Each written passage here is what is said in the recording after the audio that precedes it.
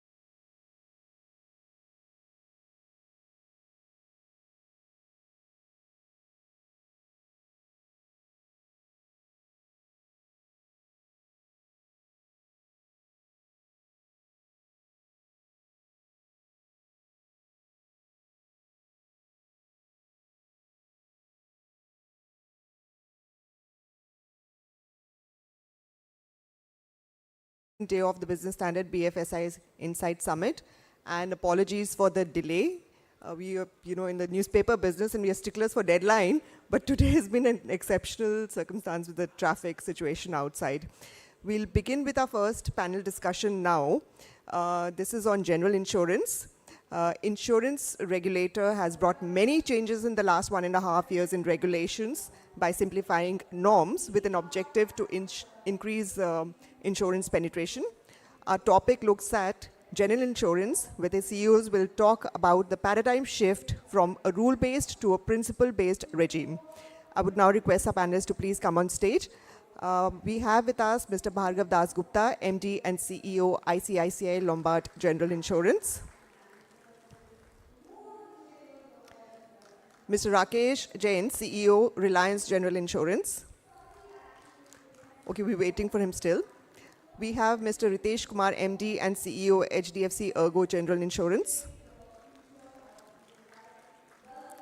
Mr. Yashish Dhaiya, co-founder of Policy Bazaar. And Mr. Kishore Kumar Puldasu, MD and CEO, SBI General Insurance. Moderating the conversation will be Business Standard Banking Editor, Mr. Manojit Saha.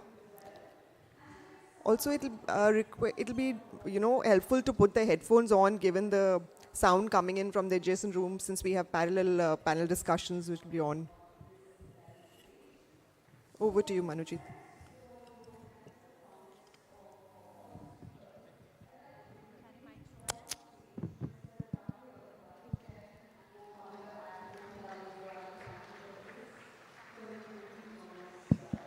Yeah, a very good morning to all the viewers here.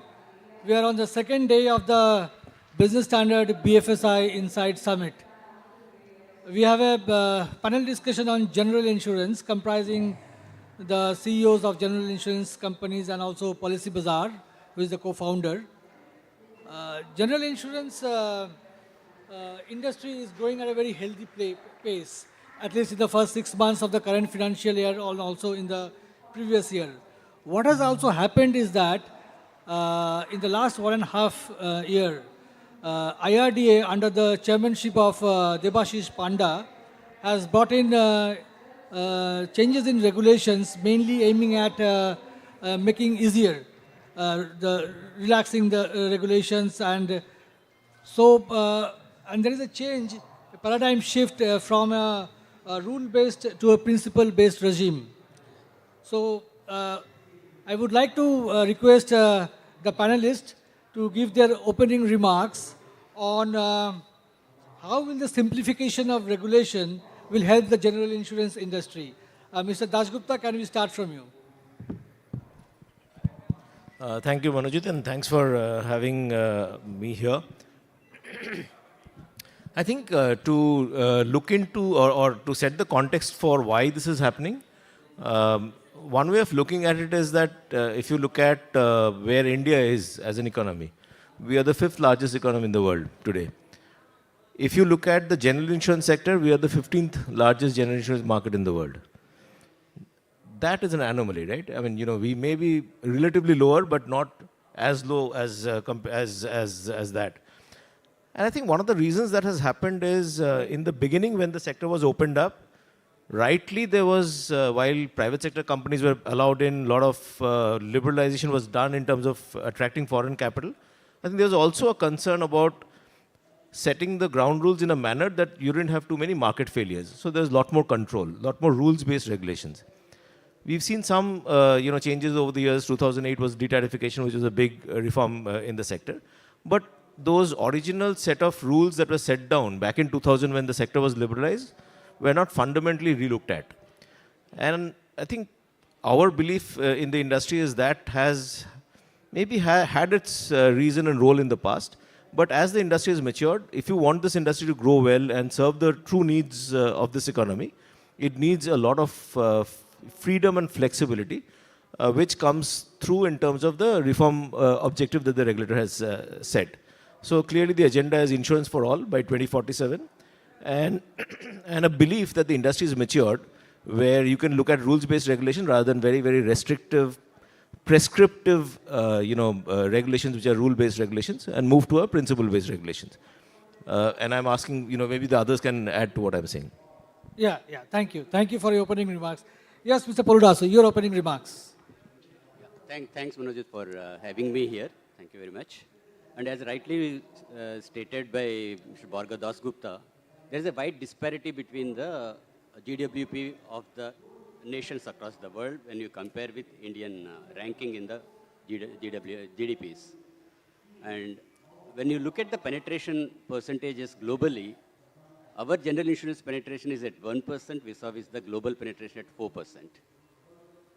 And there is a 4x multiple of potential opportunity which is still untapped in India.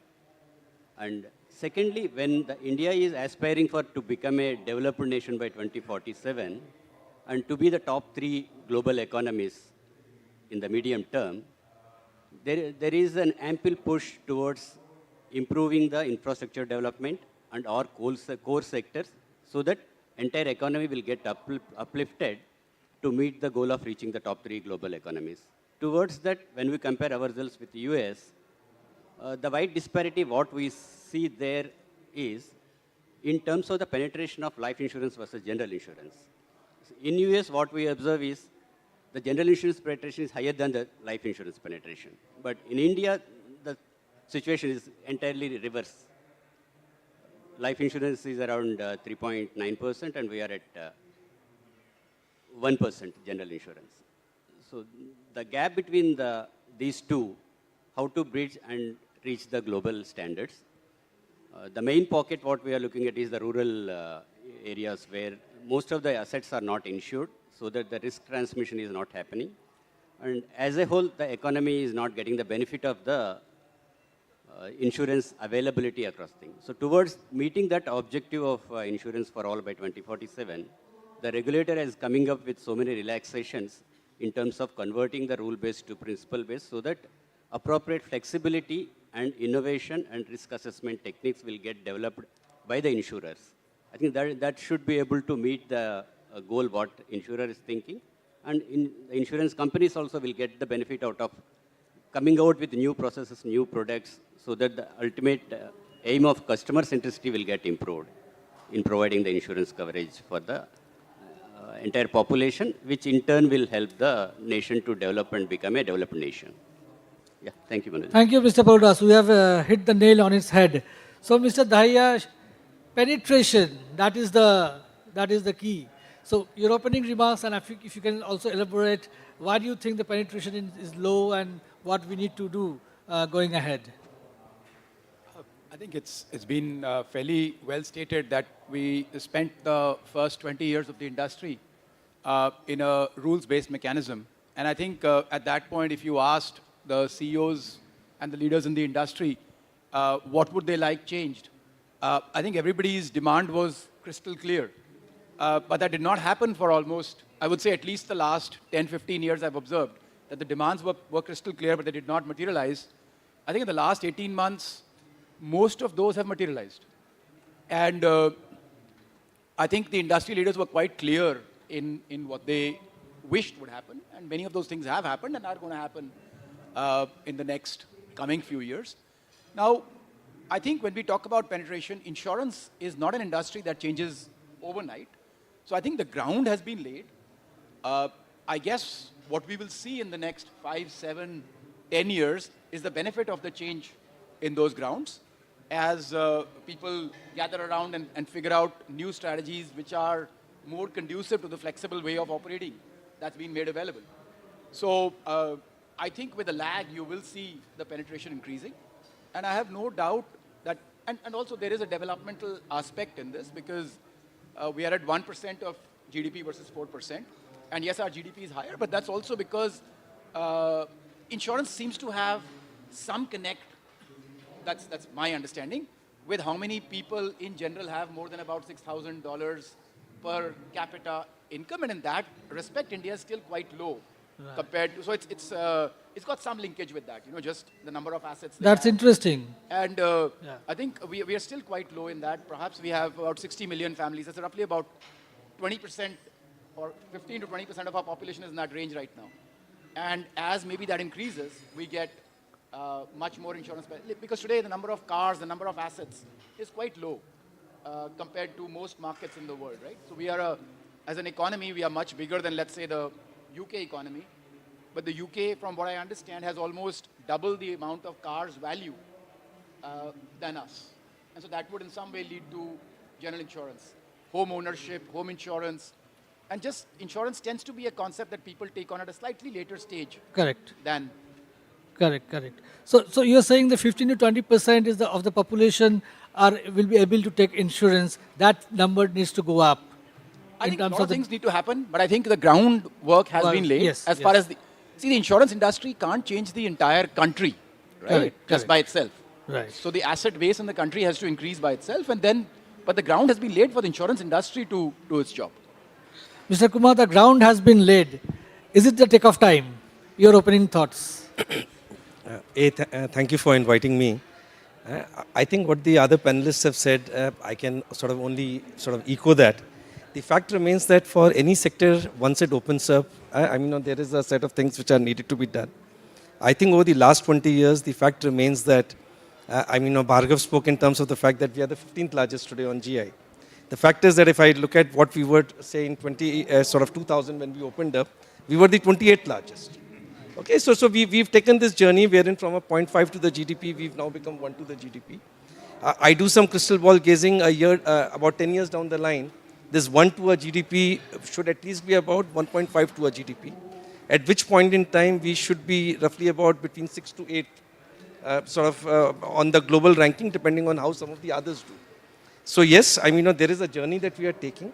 But I think, with a sound foundation being set, what would be important is that, we would have to be an industry which should be able to attract capital. If we have to attract capital, we need our rules and regulations to be in sync with those overseas.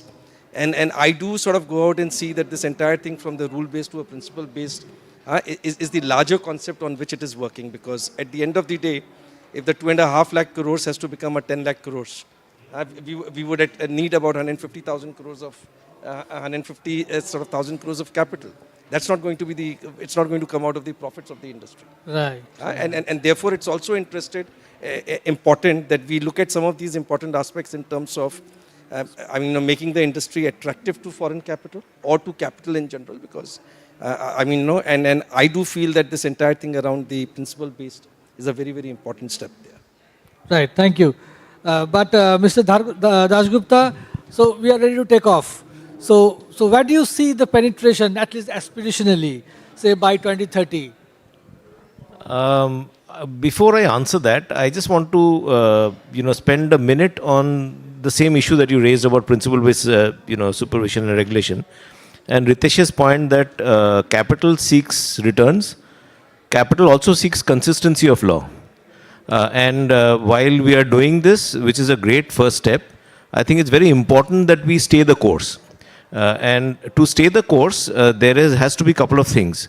One is a level of confidence and trust in the industry that the regulator sees in terms of how we are behaving as an industry. And the second is, in a sense, a bit of sense of responsibility among the players to behave in a certain mature manner. And I still want to put this point out because at times we get very carried away with reforms without understanding the responsibility that we have in the industry to behave in a certain manner, ensure market conduct, ensure customer service, because we've seen many times that there are the regulatory flip-flops. And the general tendency is to blame the regulator without doing some self-searching, soul-searching. And I think that's why I wanted to make this point out that it's important that the regulator is trusting the industry. The industry should also be mature in their conduct going ahead. And equally, there has to be mechanisms to monitor what's happening in the industry rather than wait for outcomes to see that things are not going off course. And that's a capability that the regulatory system has to build. Coming back to your question, Ritesh made that point. I think if you look at this industry, we've grown through these last 23, 24 years at a compounded rate of about 16%. Correct. At a time when prices have actually corrected. If you look at the prices, the rate online, per risk charge per sum insured price that we charge as an industry from 2008 to 2023 has actually come down in a lot of sectors, in motor, in fire, etc. So in spite of that, the industry has grown at this rate. So given some amount of, the reforms that we are seeing, the fact that the industry has matured a lot more, and the fact that India is doing so much better than the rest at this point in time, and I think all of us in this room should have good reasons to be optimistic about the future of the country. My sense is that this industry should comfortably be able to grow at about 20 to 25% compounded for the next 5, 10, 15 years. I'm assuming that India grows at maybe close to 8%. And then reaching the number that Ritesh talked about, we are at 1% penetration, we were 0.5 when we started, reaching 1.5% in a matter of maybe about 7, 8 or 8 years should be feasible. And this industry should be a 10 lakh crore industry in a matter of 6, 7 years. That's would be the aspiration that we should set for ourselves. Right, thank you. Mr. Polodasu, you agree with Mr. Dasgupta? Yeah, What is absolutely. projections? I think, it's a more valid and perfect points put forth by Mr. Bhargav Dasgupta. And as he rightly pointed out, the responsibility on the insurers has gone up. The way the regulator has given the ammunition to the insurers to play around based on the principle-based regulations. And be it in the open architecture or the expenses of management guidelines or the investment related relaxations what they have brought in both in the insurance as well as the reinsurance players. All these things will inculcate a sense of responsibility to keep the oversight at an enhanced level and keeping in place the risk architecture framework within the insurers so that it will not taken for granted by any of the stakeholders across the industry. So that is more vital and important aspect where insurers have to strengthen their own internal control structures towards a better risk management in the things. So having said that, with the available leverages what has been provided by the regulator, the more and more new products and the innovative ways of dealing with the customers, be it in the sourcing of the business or servicing or the claim settlements, with the appropriate support from the digital architecture as being evolving in the industry. More and more new players are entering into the industry. And all these things will definitely help in improving the penetration and awareness across the nation. And to this account, even the government of India is also contributing equally by pushing more and more the health schemes and also the crop insurance schemes. In fact, if you see the Ayushman Bharat and the crop insurance schemes, more and more states are joining the bandwagon. That's what we have been observing in the recent past. So with all stakeholders contributing, put together government, regulator, and the insurance players, and more new players who are coming into India, looking at the untapped potential which is available, the penetration will definitely go up beyond 20 to 24%, at least in the medium term. That's what we see. And this will definitely help us in appropriately keeping in place the risk transfer mechanism for all the infrastructure projects which have been implemented with the push of Government of India, Right. wherein we have seen that national infrastructure pipeline of 112 lakh crores of projects are in pipeline. Right. And equally the national monetization pipeline which is coming up. So with this kind of enablers and opportunities available, we foresee that apart from the motor and health which has seen decent growth in recent past, the engineering and fire also will grow up with the kind of the projects which are coming up going forward. Right. I think all these things put together. I I will think it come to the definitely- business part in a minute. Yeah. But two aspects I wanted to understand. That Bima Sugam and Bima Vistar. How will that change? Will that be a game changer, these two concepts? Absolutely. I think when you talk about the initiatives by the regulator in terms of putting in place, we call it as a Bima Trinity rather. Correct. Bima Vistar, Bima Vahak and Bima Sugam. Right. So if you talk about the Bima Vistar, it is a comprehensive product which is inclusive of life insurance, general insurance, health insurance. All the three facets of the insurance industry are coming together and deriving a common product wherein the people can opt for as per their requirement about each component under these three segments of the insurance. And the pricing is also affordable and reasonably priced product, Right. what we are working with the regulator. Right. And Bima Sugam is an online platform where the insurers will be having access. They can display their products and the pricing as well, so that the customer will get a informed decision, so that he can appropriately pick up the right product which gives value for their money. I think Bima Sugam basically it improves the availability of the options to the consumer, ultimate Right. consumer.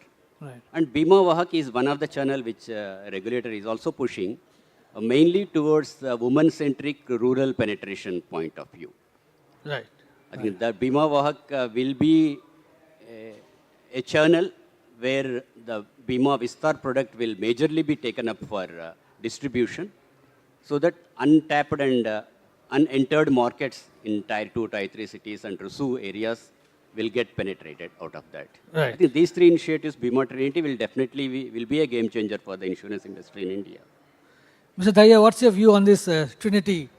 I think the effort by the government to expand and basically do the developmental role for the insurance sector is, and these three being there to support it is a fantastic thing, right? Because I think the more players expand these, so banks have been doing it, distributors have been doing it, insurance companies have been doing it, and now Bima Vahaks is in a way a new channel that can do it, and there are new products coming in. And I think Bima Sugam being a new platform, I think all of it is very supportive to the growth of the industry.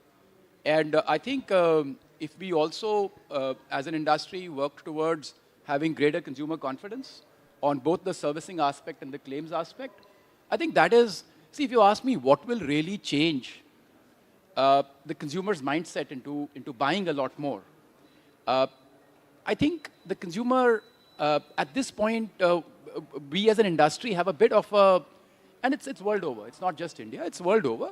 There's a bit of a, I would say, trust deficit or a bit of a confidence deficit, right? And that comes from servicing difficulties and sometimes the claims experiences. I think the industry does a great job of settling claims, but that's not what the consumers feel, right? So there is a disconnect. There's a disconnect. There's a very clear disconnect, right? And when you look at the data, a lot of claims, for whatever reason, have issues.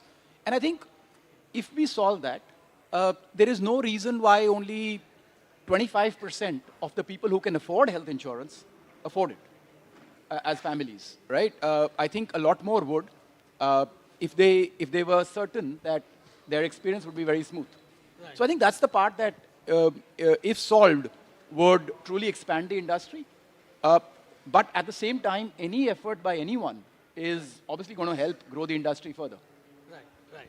I will stay on regulation for a moment because right now the capital and the solvencies are uniform across the across irrespective of the product portfolio. But IRDAI is now working on both risk-based capital and risk-based solvency.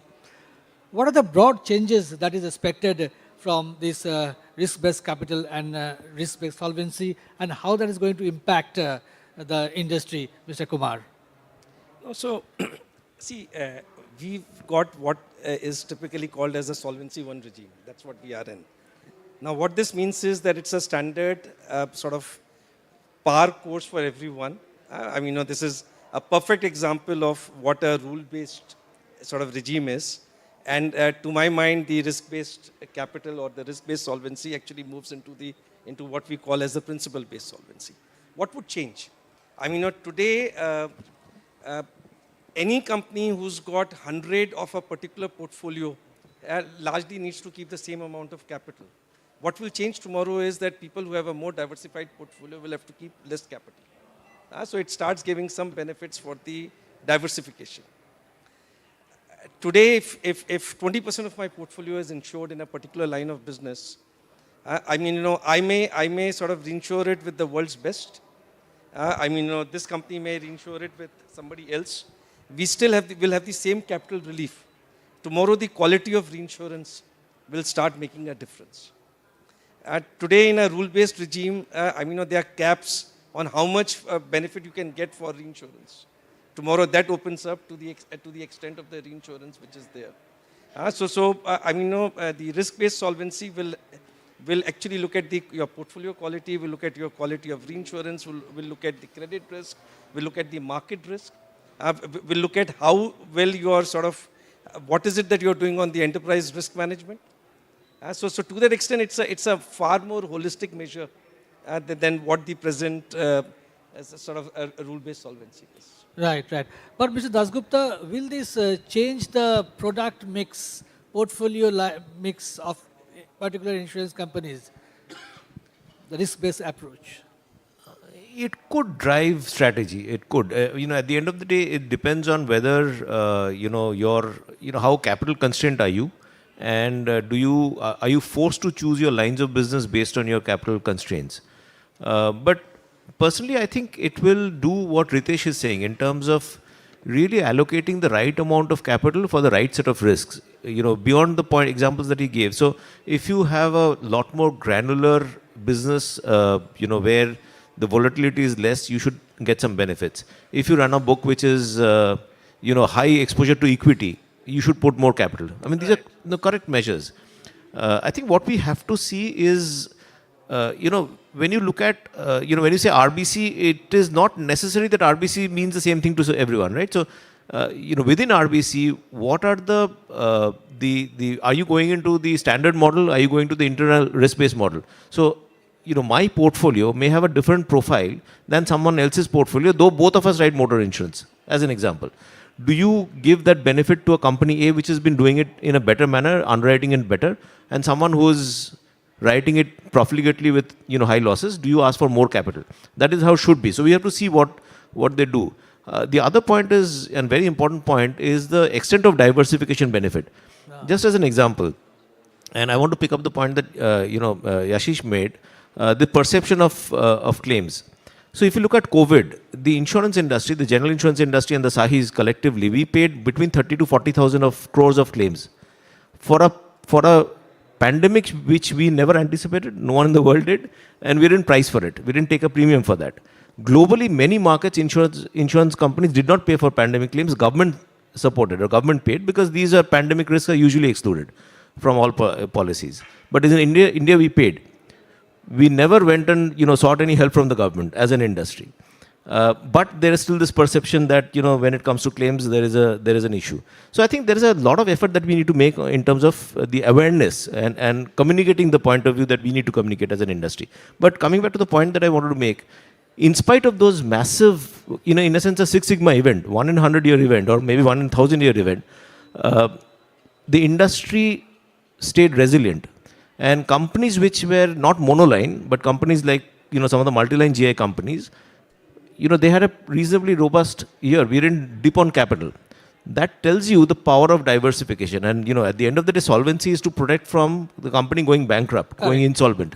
So that was, in a sense, a true test of a Six Sigma event and the industry rising up to the challenge. So these are things that a proper RBC mechanism should factor in and account for going ahead. Right. Mr. Purdasu, what is your take on this, the risk-based approach to capital and solvency? Okay, so the RBC framework, what we foresee is that the focus will get shifted from the top-line approach to the profitability approach, wherein the return on capital will play a major role in deciding the business mix of any insurance player going forward. The kind of business mix, what kind of LOB you will be choosing, and what kind of reinsurance structures we will be entering into, based on the credit rating of the reinsurer. As also when it comes to the investment portfolio, where we get majority of the investment income, again, what kind of instruments you are deploying your money. If it is equity based, obviously the higher capital requirement will be there. And if it is the motor TP business, what they are doing, based on the quality of the book, then again the capital will get changed. The shift from the factor-based capital maintenance to the risk-based maintenance is a perfect measure for the insurance industry to identify the efficiencies across the players. I think that will definitely help in keeping our industry in the international arena towards a greater insurance framework. Right. Thank you. Now, Mr. Daya, coming to the health insurance part. Now, health insurance in the first half of the current financial year, health insurance is the largest segment in the long non-life sector with 38% market share. do you see health remaining the dominating segment in the foreseeable future? Also, IRDA member Life is saying that health will become 10 times more. So, your thoughts? I think um, all roads lead to health is my view of the general insurance industry to some extent. It's a difficult, complex area. And I think what Bhargav Dasgupta sir said, I just wanted to emphasize that. Recently, I just want to share this one anecdote with you. There was a person who had purchased a policy 35 days earlier with a misdeclaration, but had a young child, 8, 9 months old. And there was a misdeclaration. But it was a port policy, and there was something like an 11 lakh rupee bill in about 4 days of hospitalization. And the company that was taking on this obviously was questioning this. But this went on social media with more than 1 million views. All I wanted to say was everybody was throwing stones at the company, at the insurance company, despite the fact that finally the claim was settled. The entire 7 lakhs was paid. Not a single person was throwing a single word at the hospital who created a bill of 11 lakhs in 4 days. Not a single voice said that bill is too high. That's what it is for you, right? And I think somewhere we have to understand that health insurance pays for the healthcare, and if healthcare bills have difficulty, how does the health insurance industry keep up with that? Sympathy towards declarations and misdeclarations. This is a contract. So I think it's a complicated area where even if I speak to most of the insurance companies, there are no clear answers in terms of, okay, how will this get solved? And I think that's the largest part. See, as I said, we as an industry can't go and grow the number of cars. We've heard numbers like 50% of vehicles are uninsured. Those are mostly two-wheelers, and it's not like big cars are running around uninsured. Of course, right? Yes. So from a value perspective, maybe it's 10-15%. Maybe we can expand that. What I'm saying is that is not how we can.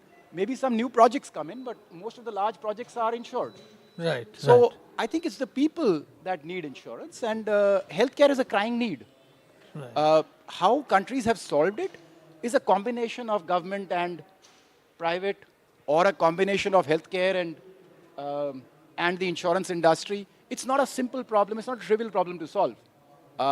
Yes, it will grow. It has been growing at 18%, 19%. It'll keep growing.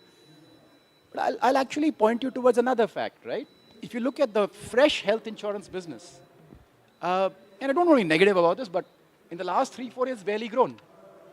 It's at perhaps 0% growth. Right. And in a market where it's been a crying need, COVID's happened, etc., etc. So porting is now almost 30% of the industry, where one company's policy is moving to another company.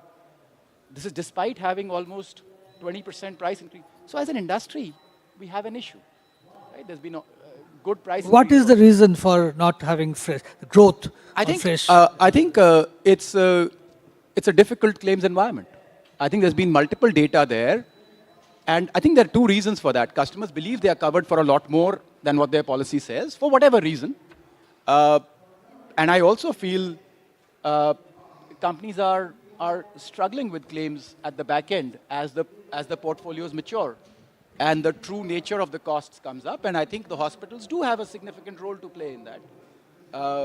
In many places, hospitals charge more if a customer is insured, and the costs come out to be more. We do need to address that. The hospital area is unregulated, the insurance area is regulated. Right. And the insurance, which insurance company is making a huge amount of profit in health? Right? We think it's a very profitable segment, but it is a challenging environment. Right. I don't think there are very easy answers out there. Right. Mr. Kumar, Mr. Dahiya is raising some very important issues. How do you see this? I actually wanted to react to sort of some of the things that Rajesh said. He's raised some important points. See, at the end of the day, I think what is there at the core? At the core is the basic issue that health insurance needs to be affordable. Voice. Yeah.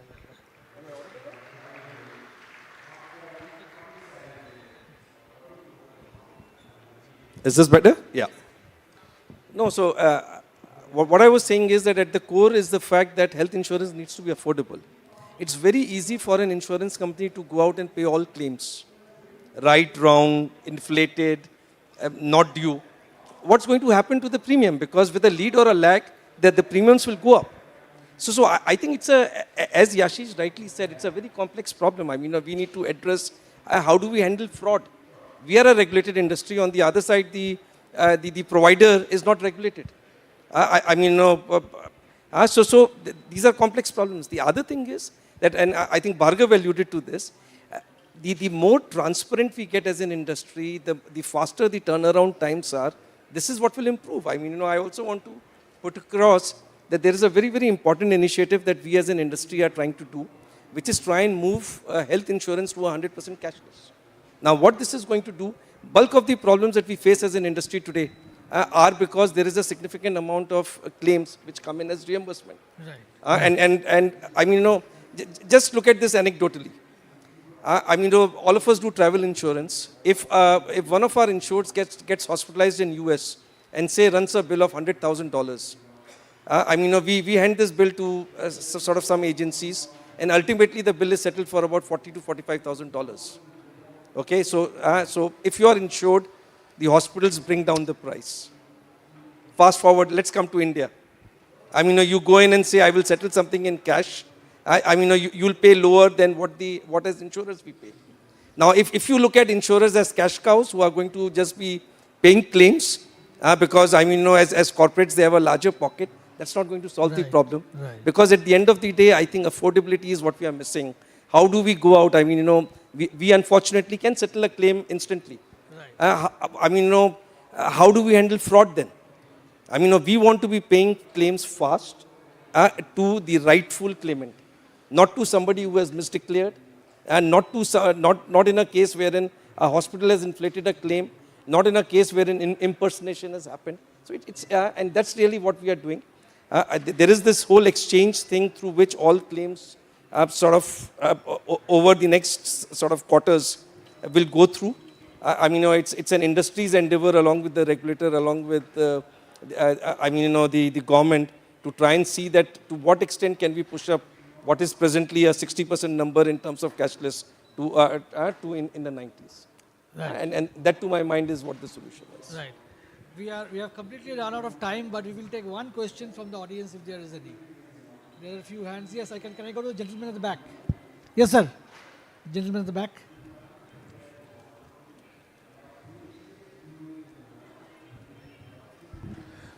Good morning. Excellent interaction. I am Rajat Datta from Inheritance Needs Services Private Limited. I had a client who was admitted into an hospital at early hours in the morning, and the wife accompanied the patient. And after all she is paid across by credit card. After everything was over, I think after 2 months, he was declared dead because he didn't make through. But when the insurance claim was asked, every paper was given, the only question was asked, why did she not take cashless? That was the only notice by the TPA. And to answer that, we said that at that time, the patient's criticality of condition is important. That's why we did not take cashless. And is there a problem if we don't take cashless? That's what I want to ask. Yeah, please. Can I just answer this? Yes, yes. Sir, we need to understand that 80% of the hospitalizations which happen are planned hospitalizations. Okay, you happen to pick up one of the cases which falls in the other category. You'll be surprised that out of those 80% planned hospitalizations, only about 65-70% take cashless. And then what we are basically saying is, if there is a planned hospitalization, please come to the insurer. We'll help you. It is your sum insured. We will save that sum insured for you. Let it not be a case कि मेरी तो 10 लाख की policy है, मैं 10 लाख खर्च कर लेता हूँ. God forbid there is a second episode. What will happen then? Okay, so what we are basically saying is there's a large component which is planned hospitalizations. That's where we are talking in terms of this cashless going up. In the other category, we are saying, please inform us within 24 hours. Please inform us within 48 hours. We can still help you. Thank you so much. I think we have completely run out of time, but it was a fascinating discussion. As we can see, there is hope, there is aspiration, but there are certain challenges that we need to fix. Thank you very much. Mr. Dasgupta, Mr. Paludasu, Mr. Daya, and Mr. Kumar for joining us. Thank you so much.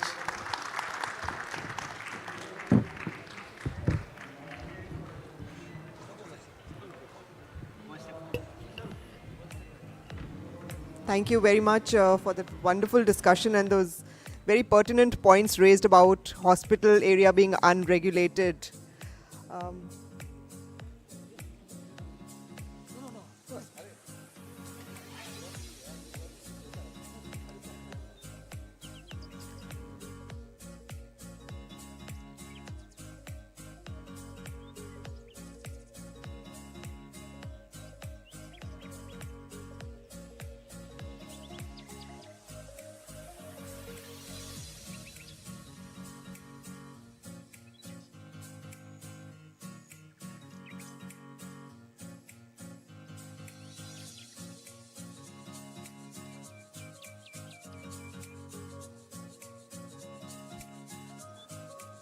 Thank you very much. I'd request everybody to please leave your headphones on your seat if you're, going out of the room.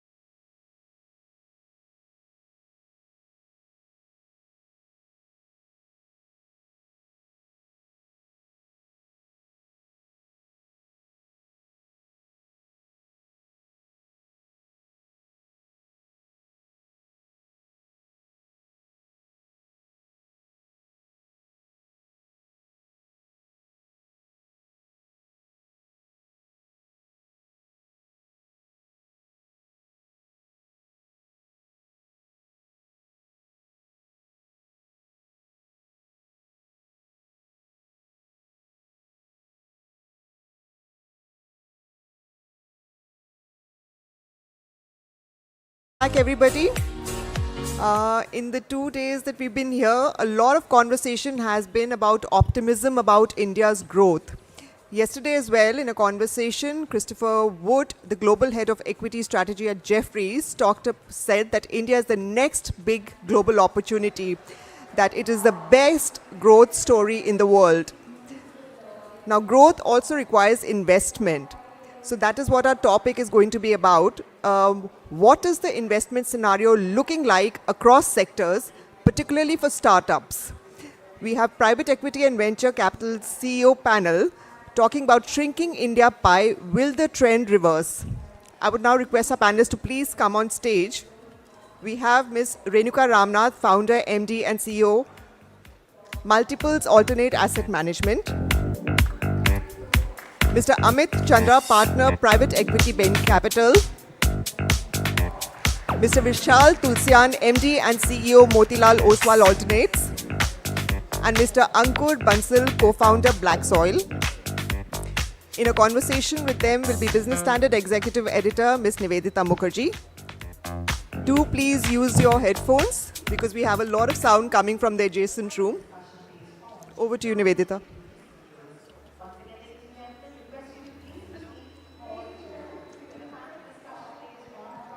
Hello everyone. Am I audible? Okay. Welcome everyone to this very special show on P's and venture capitalists. The subject is shrinking India pie and will the trend reverse? So I will go over to the panelists and Renuka, I'll begin with you. Do you think there are signs of pickup already and the trend of reversing has already started?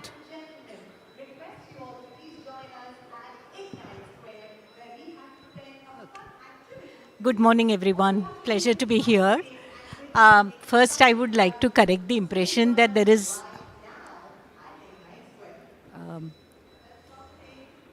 Just a moment. Veenu, can we request the other room to be a little quieter? It's too loud. Thanks. Yeah. So... yeah. So first, I think the trends... You have to be louder than the other one. Okay. So the trends in PEVC should not be seen on year or quarter on quarter. That's not the industry we belong. We have to look at much longer term mega trends. So one number I'd like to share is India's share of PEVC in APAC has gone up from 14% up until 2020 to 22% in 2023. Right? So India is a highly favored destination for investment in the APAC region. Second, if you look at the PVC share in foreign investments coming to India, earlier it used to be only in portfolio investments in the stock market. It was 64% was PVC investments out of the total foreign investments India received up until 2020. And this number has gone up to 75% in 2023. So what has happened in the current year is certain sectors, which is consumer tech and SaaS sectors particularly, which received about $30 billion of investment last year, received about $4 billion this year so far, right? Last year, 30 billion number is up to the end of the year. We are in the 9th month now. So if you just adjust for that number, the PVC investments in the rest of the sectors in fact has gone up.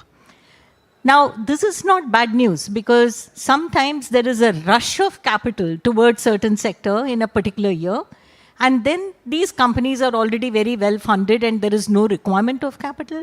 Or sometimes there could be other market factors such as adjustments in valuations or some corrections in terms of how people view some of these sectors and so on and so forth. So first I'd like to put it very decisively that there is no negative trend at all. If it is only a positive trend. It is just you are taking a photo at a particular moment of time and saying that this is what is happening to the industry, which is probably not the right way for our industry. It is a secularly upward, very strong increase in capital flow for PEVC. Amit, I will go over to you next. Bain Capital has seen so many deals, including the most prominent one, Adani Capital. So, what would you have to say on this? What about the funding winter that we keep hearing about? How does this relate to the PVC world? Like Renuka said, it's upwardly secular. So, what do you have to say on that? Yeah, so Nivedita, I would like to wholeheartedly endorse what Renuka just said. Look, we are providers of long-term capital, and therefore when you provide long-term capital, it's important to also look at long-term trends.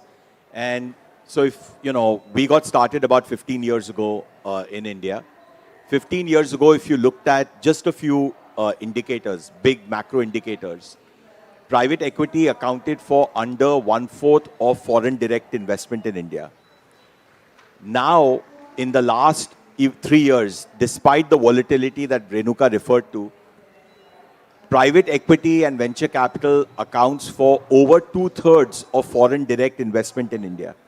So it's actually become the most important source of long-term capital for this country. And that, I think, is something which is very important when we think about, which way the economy is heading and what the drivers of engine of growth for this economy are. We should not forget that at all. So that's one mega trend that Renuka also referred to, which I wanted to underscore. Now, of course, sometimes we worry a lot because, Renuka's ex-boss and my mentor, Mr. Kamath, used to say that we've got used to this QSQT effect, quarter se quarter tak, And I think in the markets, we are looking at maybe not every quarter, but every year. And I think the two things which have made us a little bit worried are this funding winter, which is largely a venture capital driven funding winter. And if you take that out, there isn't actually any deflation of private equity flows, but there's also a very important effect. We are sitting in this building, which is the Geo building. There's a Geo effect. Those numbers actually significantly upwardly increased the flows in a particular year. If you adjust the effects of these two over the 3-year period, the trend again is secularly up. So in my mind, there is actually no funding winter when it comes to private equity per se. The trend is secularly in the right direction. And the point that Renuka made for Bain Capital itself, if I look at consistently over the last 15 years, we've seen an increase in every vintage of fund of how much capital has come to India as a part of Asia. And now that number is pushing north of 25%. I only see that going up. Thanks, Amit. Vishal, do you agree with this perspective? And is there any pain in the sector at all? I have to be in this industry. I have no choice but to agree. But to give you a few more data points to further emphasize the point that both Amit and Renuka mentioned,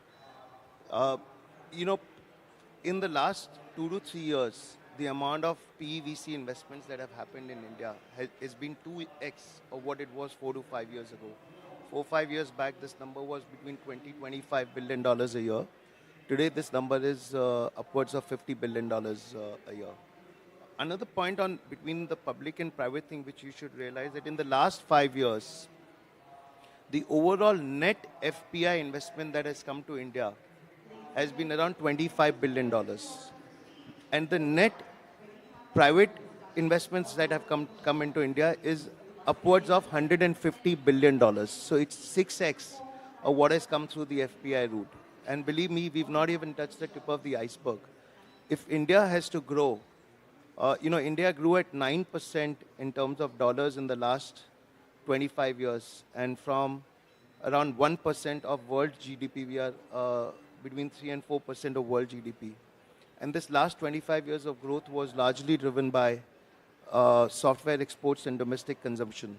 I think the third wheel of growth, which is manufacturing, has opened up, which is Make in India for India and Make in India for world. If that has to fire, this country can probably grow at 10% compounded over the next 20-25 years. So from $3.5-4 trillion economy, we are talking about $35 trillion economy. And that cannot be achieved without a massive infusion of capital into Indian companies and backing Indian entrepreneurs over the next 10-15 years. So while in the short term you might see some dip, but overall I think this number of PVC investments over the next 7 to 10 years will be 5x of what we are seeing right now. So significant amount of capital has to be deployed, has to be raised offshore, and significantly more capital has to be raised on the domestic side. Thanks, Vishal, for that perspective. Ankur, you operate in a slightly different space, the debt venture. So how is that coming about? Is there a different story there, or the same trend is resonating there as well? Yeah, so I think you have made me seated also accordingly. Yeah. So they are on one side, and I can represent the credit industry, the venture industry, and the venture debt industry on the other side. So interestingly, they spoke about funding winter. It's really true. We have seen there's hardly any capital now available for startups. What was in abundance has suddenly become very scarce. And because of that, obviously, alternate forms of capital like debt has become more in demand. The trends obviously increased during the lockdown COVID period, and it is just not stopping now. The industry, venture debt industry, was very small at that time, at around $200 million back in the day. Now it's crossing $1 billion. And the way the industry participants are adding into this new asset class, we are seeing a lot more action happening as well. So from venture debt industry aspect, the industry is not really slowing down. On the venture capital industry, already there's a huge slowdown because it's a complete reset that has happened for the entire ecosystem. Thanks to the stocks that got listed from the new economy space, everybody realized that the way the models were being built were not sustainable. And it's important to relook at the business models, which is sort of what has been happening for the last 18 months. And it's still work in progress. So the concept of profitability was completely elusive for the industry. Being lost was quite cool. There was one data point I came across from FY23 financials. Some 30 companies reported 20,000 crores loss. So I just don't understand that, this cannot be the way the industry can flourish. But at the same time, there are a lot of positives, right? $140 billion have gone in the startup ecosystem in the last 7-8 years. So it's a lot of capital. It cannot be ignored. The kind of entrepreneurs that are coming in now are really becoming serial entrepreneurs because they have worked in multiple ventures. So what is right for the ecosystem is being done right now as we speak. So thankfully, everybody is now hunkered down and working on the business models, correcting it. And for the good companies, capital is available. Now, reasonable valuations have come into the place. Everybody is understanding that this is not the way that we can build businesses. Everybody understands the concept of infinite runway if you become EBITDA positive. So all those things have now started becoming part of the ethos of the ecosystem. I think this is a slowdown which is partly right. Consolidation was important. But in the next 12 months, we can start seeing already a lot of action has started happening. Right? We can see a lot of transactions still being announced. It's not a stop. We're at the same level maybe what 2019 we were as an industry. But is again picking up significantly. Thanks, Ankur. Ankur spoke about a reset that is happening. There is a change, but we are seeing deals every day. Even yesterday, there was a deal in the healthcare sector we saw. So, Renuka, what is the kind of reset in sectors that you're watching? You have, yeah, that will be helpful, I think, yeah. Okay, all right.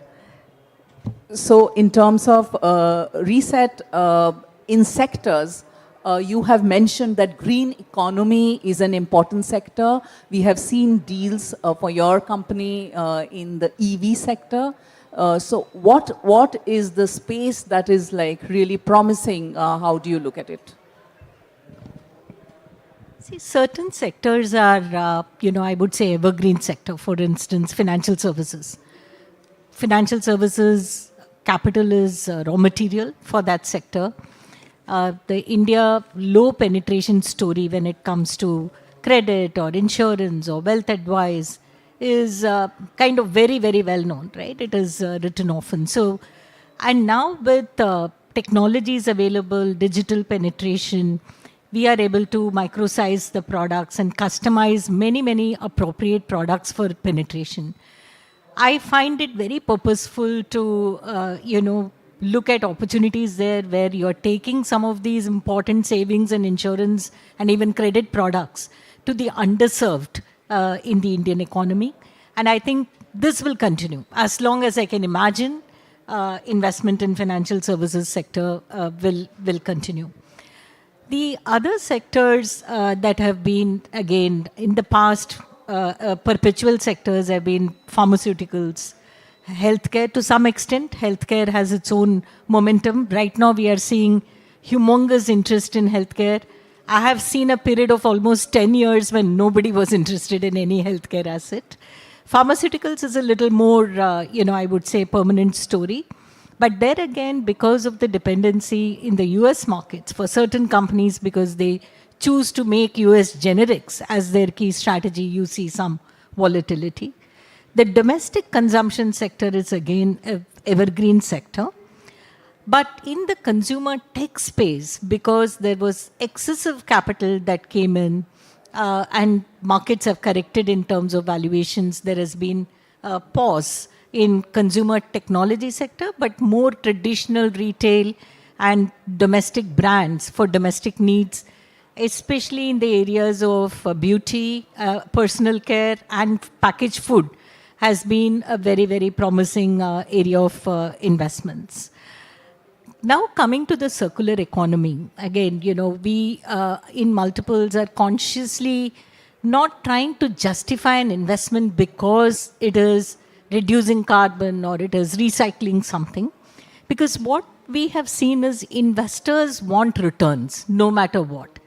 None of my investors, not a single investor of multiples is saying, if you do a circular economy deal or if you do something which is speaking to a greener world, I'm happy to compromise my returns.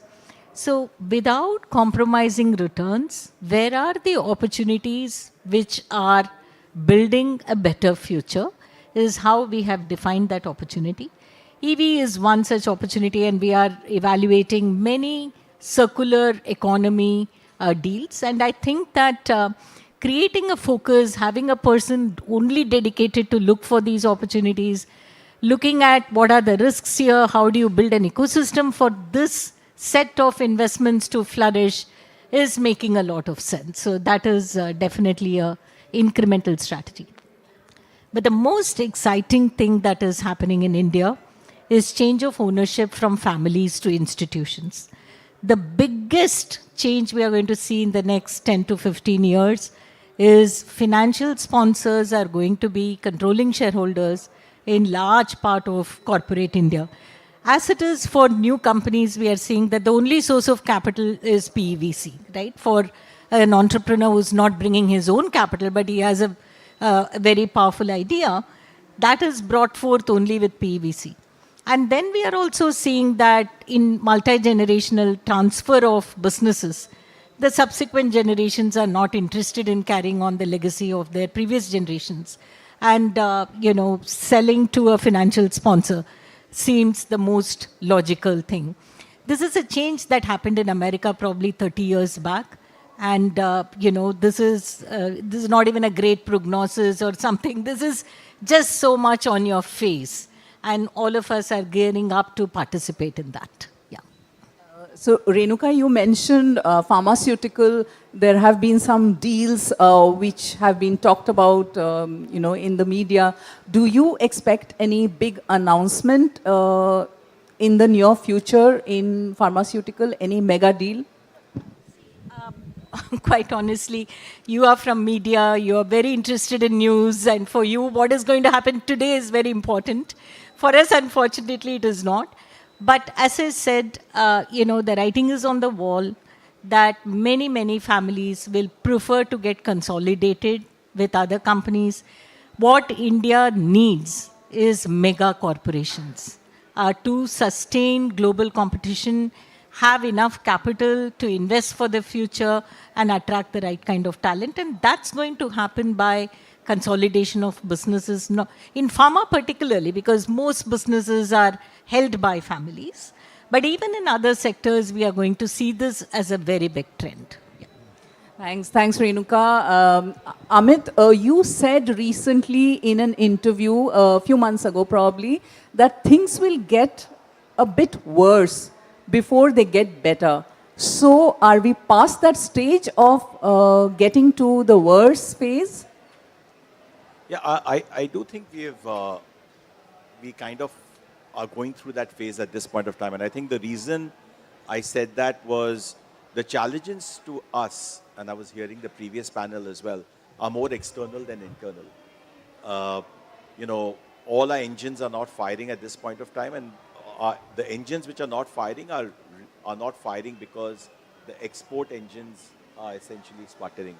Europe is not in great shape. The US is not in great shape, or as good in shape as it should be. Interest rates globally are actually high. Oil prices are not essentially supportive. And all of this means we don't really have the tailwinds for the economy that we should be having. If we would have, I do think that corporate profitability and the markets would be at a very, very different place at this point of time. So I think we are going through that phase as we speak. I do think it'll take just a few, maybe one or two things to get sorted out for some green shoots to start emerging on some of these dimensions and a lot more optimism to come into the market. So I do think we are, we need to just watch out for that. I do want to go back to a point, however, that Renuka made. I think we completely underestimate this mega trend that she is talking about. I actually feel there are two kind of mega trends as I see playing out in India over the next, 2 decades. The one is the shift towards greater, professional run and, institutional owned companies, because, a lot of families will basically lose interest. And, it's really great because I started my career working at a company called L&T, which all of you are familiar with. And that was exactly a company which was like that. And I think it'll be really interesting because India has always had great professional talent. A lot of it has gone to the West and a lot of it is embedded in running family-owned companies. It'll be wonderful to see literally hundreds of, professionals who will make extraordinary wealth because people like us will actually back them to run these companies as opposed to get just, big pay packets. And I think this will be a mega trend. I think the other mega trend which I think will play out is the evolution of Indian manufacturing. Make in India, China plus one. I actually think that we will see this happen in the next 10, 15 years. Right now, we are not seeing enough opportunities, but I think it will start, we will start witnessing this more and more with every passing year. And it'll be really fascinating when the two things actually combine. You will see a very different, both investing environment and a macro economy. And so those are the two really interesting mega trends in my mind to watch out for. All the other traditional areas that have been bread and butter for investing will, in my mind, continue. But these two things will, I think, dwarf investing in the country. That's a very heartening trend that you spoke about, and really look forward to that trend of professionals getting into this business. Vishal, coming to you, do you agree that the current geopolitical dispute or war, if you may like to call it, will that have an impact on the investment scenario, the PE, VC, and the related space? See, maybe in short term, you might see some impact of that. But honestly, in the medium to long term, I don't think that will have much bearing as far as PVC investing in India is concerned. I think India is probably, after a long time, we are seeing that all cylinders for India is firing, right? And one more trend, at least that I have seen in my career of last 25 years, is the evolution of Indian entrepreneur. Uh, you know, first in terms of the quality of bookkeeping that was there 20 years ago versus what we see right now, there is a dramatic change. Second big shift that I'm seeing, and then, honestly, if you have to really look at companies becoming very large over a long period of time, Indian entrepreneur has not invested heavily in terms of organization building. That is another big trend that I'm seeing, where there is a strong realization about building an organization which can outlive the entrepreneur himself. So that is another big trend, at least we have encountered over the last 5 to 7 years. So in terms of these couple of things, I believe India is at a very sweet spot. Apart from just the compounding of GDP that we are going to see over a long period of time. These geopolitical issues, when the Ukraine war happened, and one thought that it will be done and dusted with in 2-3 weeks or a couple of months' time. It's still going on. Maybe the same thing can happen with Israel situation, but from India's standpoint, I don't think you'll see any bearing of that. Yes, yes, Amit, you have some comments. Yeah, I wanted to actually make a point on geopolitics, and I'll make a point that my three co-panelists won't make because of their humility. We live in a very interlinked world where events which will happen, they could be economic events or they could be political events, will unfortunately impact us, sometimes mostly negatively and sometimes positively.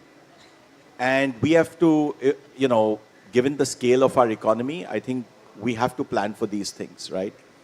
We're learning, in fact, looking around at countries like Bangladesh and Sri Lanka and Pakistan and Maldives, that if you don't plan for these things, you can destroy decades of growth. And I think there's too much at risk if we don't, therefore, truly build a Atmanirbhar capital market. And a key part of that capital market, in my mind, is the long capital market.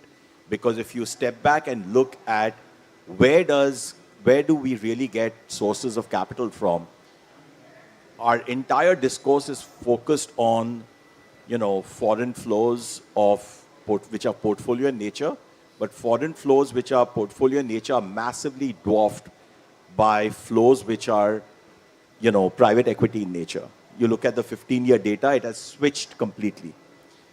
We have, fortunately for ourselves, saved our bacon by building a great domestic asset management industry. If we wouldn't have done that, this market would have actually collapsed post the global financial crisis.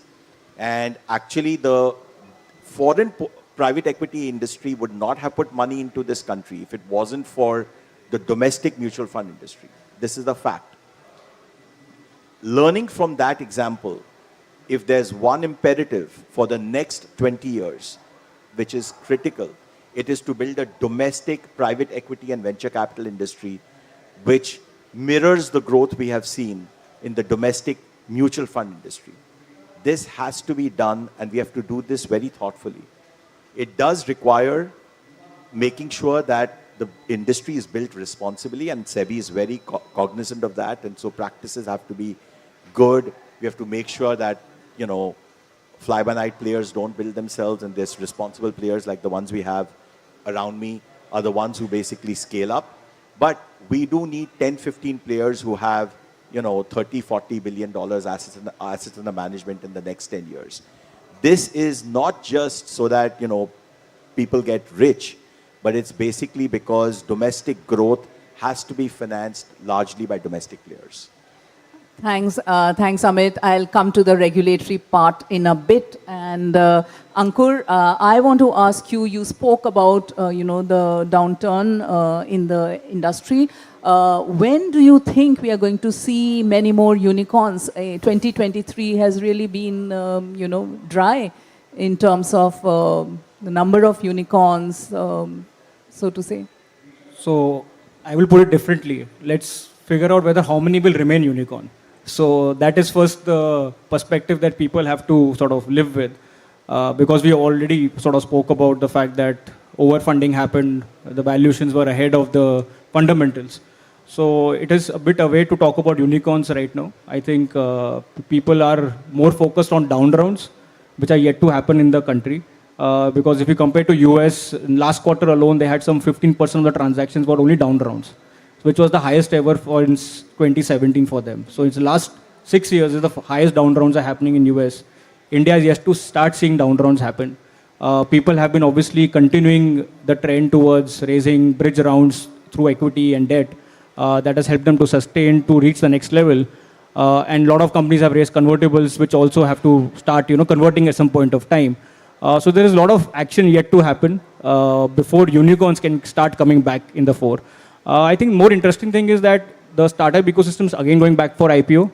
I think that is a more interesting trend. I see a lot of those companies be ready for the IPO markets because suddenly we have so much SIP capital coming in, so much mutual fund capital sitting with them. They are looking for new ideas, right? We know globally new age economy companies are a very large portion of the indexes. So I think next 5-10 years, we definitely see a lot of these companies becoming IPOable, right? So something I would never have imagined maybe 3 years ago, because our own 2 portfolio companies went for IPO. And we see a lot of them gearing up for IPO as sort of the next way of giving exits, because strategics have been very slow down in giving exits to the new economy companies now, which were very active a couple of years ago. So the next real logical one is to actually go for IPO. And I think that's a very great outcome for investors, whatever would be the valuation. Private markets can also go through ups and downs, which happens even in the listed markets, right? So we don't really keep checking what was your valuation 1 year ago, which is what we are obviously not obsessed about. But I think the valuation multiples have already corrected. So today when somebody announces a flat round, it's actually the valuation multiple possibly has become half what it used to be earlier.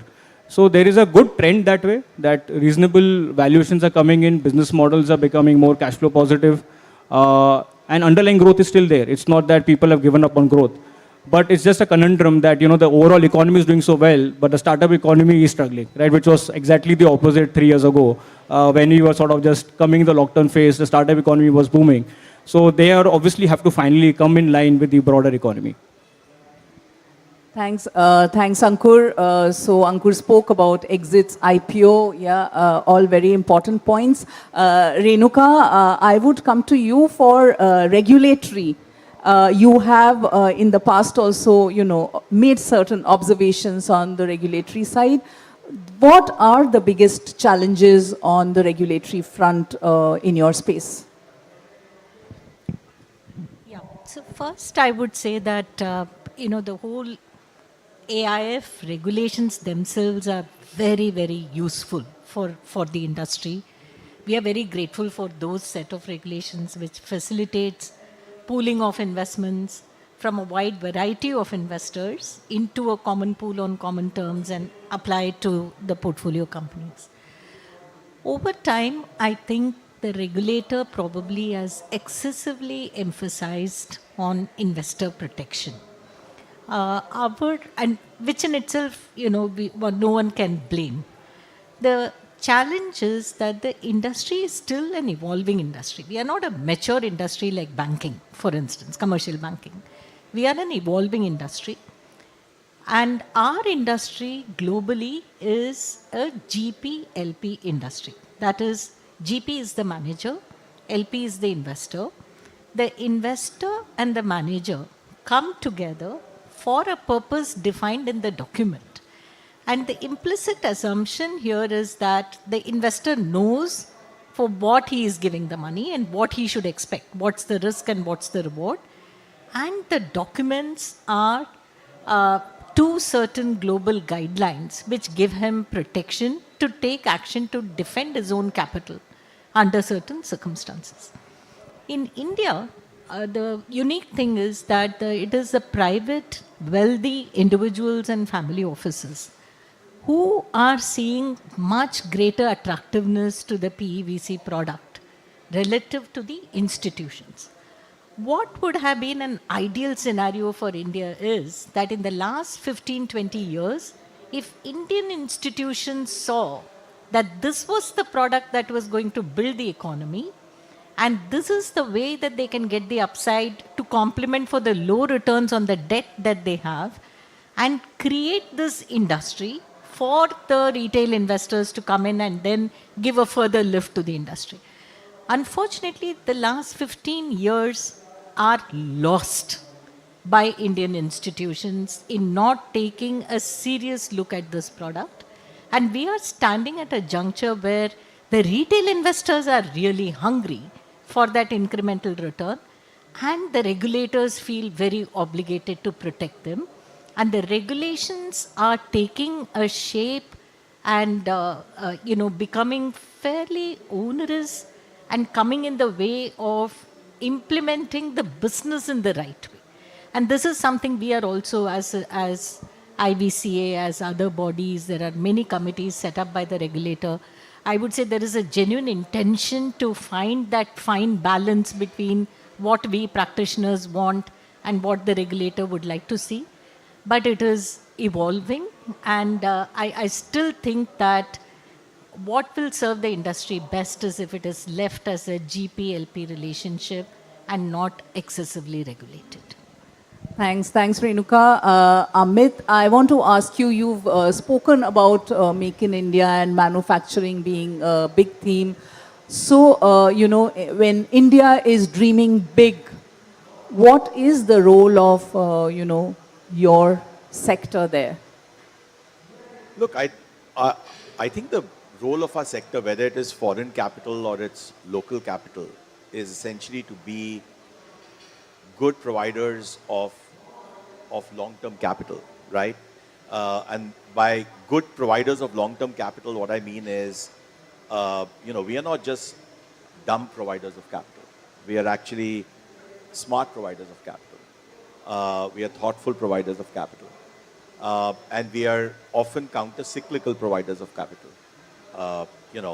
And I think being able to do all of that at scale is what makes this a very interesting product. And this is also what makes, by the way, to Renuka's point, returns in this category very, very interesting. And this is why investors at the end of the day come forward and invest in this asset class as a whole.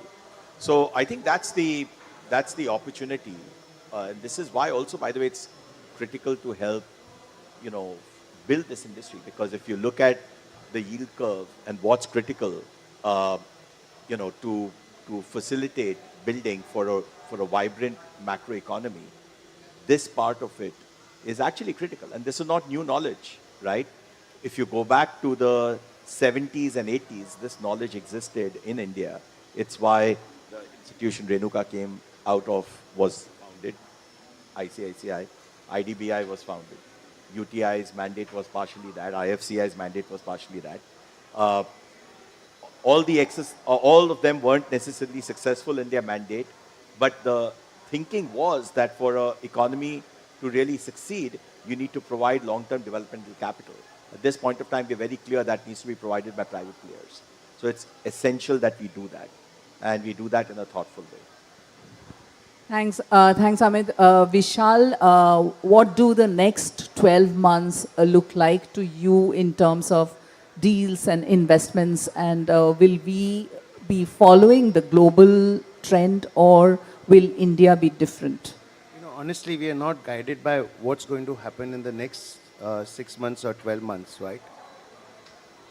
As far as next, but definitely India is entering an election phase.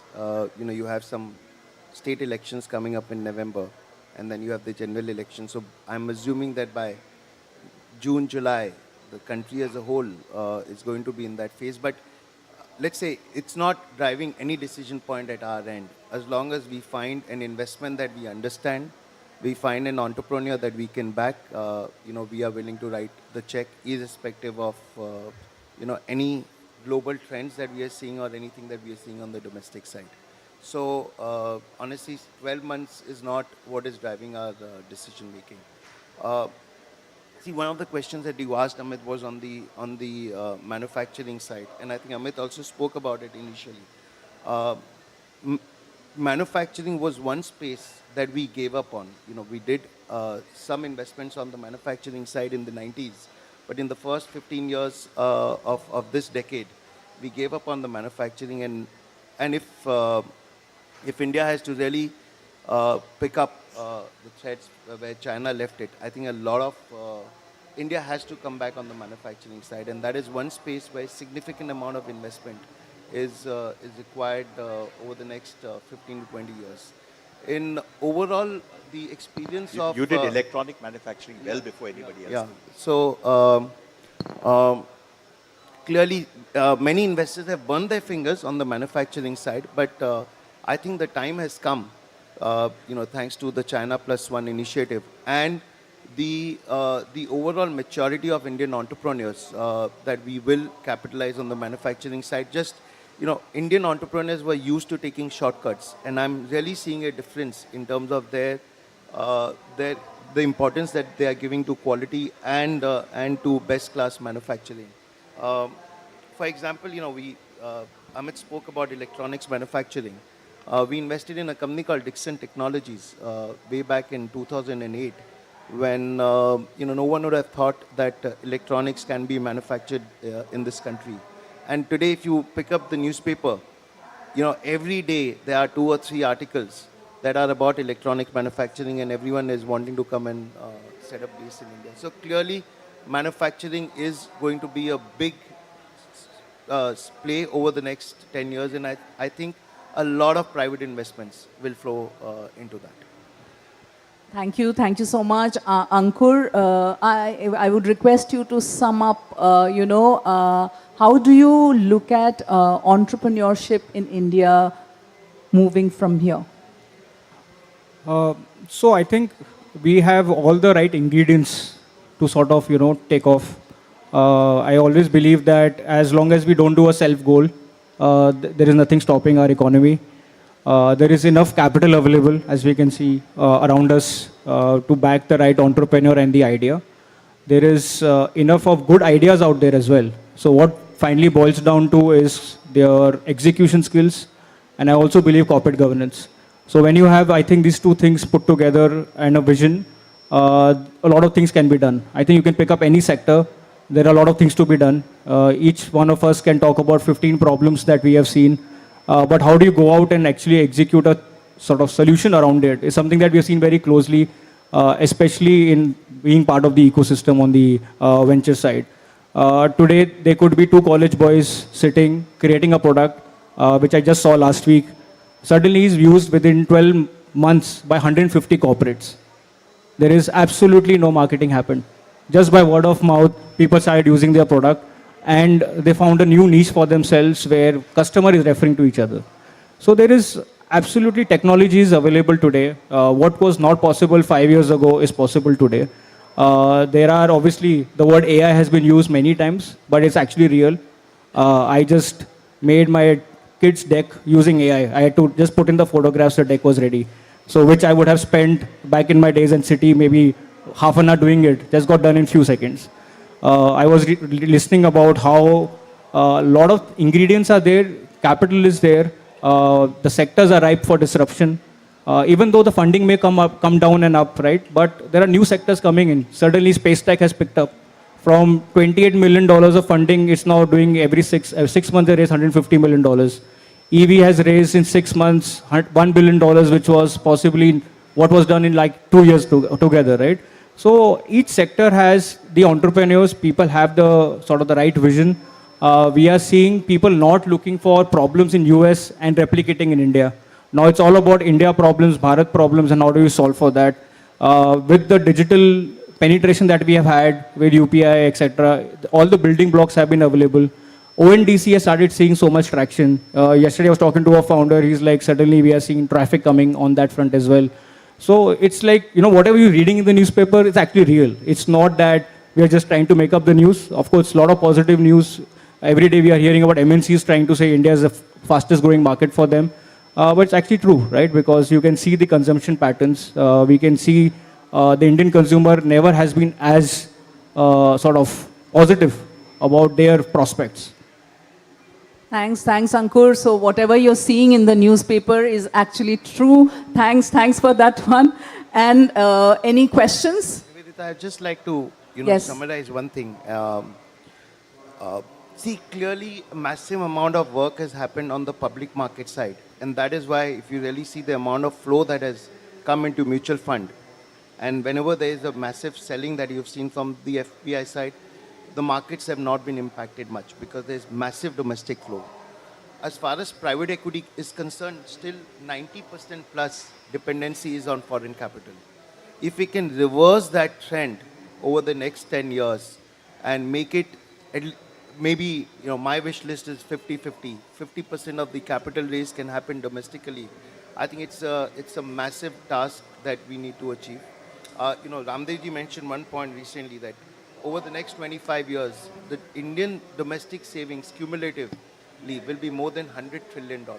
So there's massive amount of money which is there, and the regulators and the private equity fraternity will really have to work their way up to capture a share of that $100 trillion. Thanks. And Yes. to that effect, unless the domestic players have the same level playing field as the global players, we will cede our market to global players. Because when it comes to leverage, when it comes to structuring, when it comes to co-investments, we are only hitting against constraints. And tax. Tax, of course. And then, madam, 10 years from now, you'll be a $50 billion fund. Yeah. So we could be, all of us, provided our regulations keep in mind that the domestic industry, to Amit's point, and I'm so grateful to him serving a global platform, he's one person who always champions for domestic platforms. Domestic resources and domestic players like us have to be recognized as very important constituents in building that $10 trillion economy that we wish to build very, very quickly. And one more thing, you talked about unicorns, and you also talked about the global crisis, whether it is war or whatever. One message that I never get tired of giving is entrepreneurs will have to focus in building good, valuable businesses. It really doesn't matter whether it is a unicorn or a sunicorn or a decacorn or whatever that is. I think we have got led up a wrong alley. I just cannot bear to hear the word unicorn, because people think that if they are not unicorn, they are not a worthwhile entrepreneur or they have not built something. And the whole drive is not towards building a sustainable company which is fair to all stakeholders, not just investors, your employees, your customers, your entire supply chain. And you just build something and then you fall like a ton of bricks is not going to help anybody. So what we want is sustainable, responsible entrepreneurship backed by, to steal Amit's words, smart, long-term capital provided by our industry, and to tackle all the crises that we have, whether it is war, whether it is high interest rates in the US, whether it is capital markets volatility. You need to build resilient companies which will stand the test of all the challenges of the market, including competition, and not some quick winners who will become a unicorn in 2 years and then, collapse like a pack of cards. Yeah. Thanks, Renuka. On that note, do we have any questions from the audience? Yes?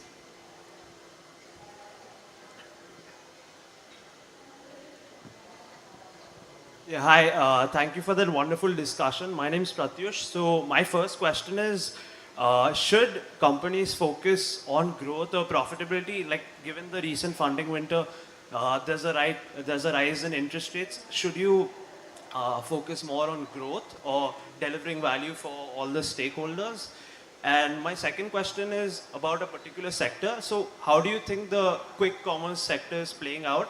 Like, do you think it's sustainable in the long run, and is the business model viable, because more and more companies are aiming for quicker and quicker delivery? So how do you see that sort of playing out? Who would like to take that? Yeah, it's closer to my Ankur. ecosystem, Yes. so I'll start. The first question I forgot, because by the time you came to the second, I started thinking of the second question. Growth versus profitability. Sorry for that. So I think for every organization, you can't be only focused on profitability or only on growth. It's a balancing. You have to balance both the things together. Today, I have been asked by many VCs and even the portfolio companies we end up working with. Nobody knows what they are looking for today. Everybody wants, yesterday our founder said 100% growth and profitability. So there is a sort of a equation balance that needs to be maintained. It depends on your business model. In a fintech business, will look very differently versus a health tech business. There is no one simple line that can define that. But interestingly, that only an interesting business, if you're looking for a valuation, external capital coming into your business, you could be bootstrapped and then you can grow as per your own business industry trends. But if you want to grow faster, if you're taking external capital, that means you have to obviously grow faster. And there is a sort of implicit returns that you have to provide to your investor who's coming in. So you have to grow at a certain pace. Of course, the economy may not support at that point of time, or the industry may not support, but finally, the building blocks have to be there to give profitability as well as growth, because you can't just live with one of the two. Second one, on quick commerce, we know that number of players which are left, which automatically talks about the sustainability of it. I don't think people are talking about delivering quickly. The concept of sustainability has already turned in. Everybody's talking about dark store profitability. From dark store profitability, they'll start coming on to the marketing level profitability and then at the EBITDA level, right? Whether it makes commercial sense as an investor, you put in a $500 million check, a $1 billion check, and whether you'll see that kind of outcome is anybody's guess today. But they have created a market. I think most of the people in the room would have used, will continue to use. Whether at that AOV it makes sense for the business to keep growing, that's a problem, right? Because India is all about low product, low cost price, and to deliver it across whatever network you're operating in is always very difficult. So that's why very few players are left, and they're obviously trying to do multiple products within and work with logistic players. But knowing the entire stakeholders involved in it, it's very difficult for them to obviously keep scaling and also do it profitably. Thanks, Ankur. Last question. We don't have any time left. I can see some hands. Yes. Good afternoon, ladies and gentlemen. Enjoyed listening to you. I come from startup world, 15 years, predominantly deep tech startups, all surviving. Two simple questions. Is government trying to tax an egging company, एक अंडे में जो company है उसके ऊपर ESOPs के tax वगैरह? And is it really good? Who is defining the policy? And every government guy says startup, startup, startup, but they are taxing the ESOPs and it's our blood and money, okay? Sweat actually. And secondly, India being a sort of low tech, I feel ashamed. No, we are very high tech in certain space. We are setting standards. We work with Big 4, Big 5 and big companies.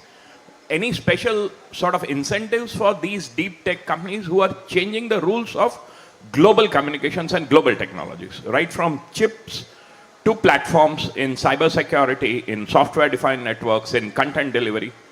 So your question is, what is the incentive that the government is giving? Additional incentive. These are very deep tech companies. We are being bitten off by MNCs who are having billions under their bags.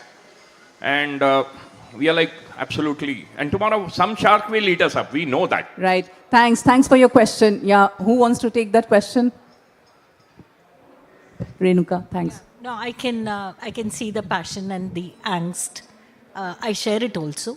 But unfortunately, I don't think there is such clarity with anybody who is in power to say, I need to promote this industry, I need to look holistically at the regulations, at the incentives and so on. This ESOP taxation is something we have discussed so much, but I would say that it really doesn't matter what you want to tax.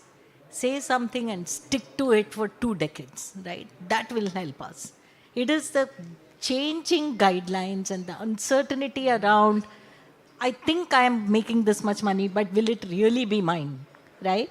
And when regulations go against you or taxation goes against you and dealing with the disappointment and people who have built that intellectual property walking out because there is no more economic incentive, these volatilities are something that we as an industry are very keen to protect.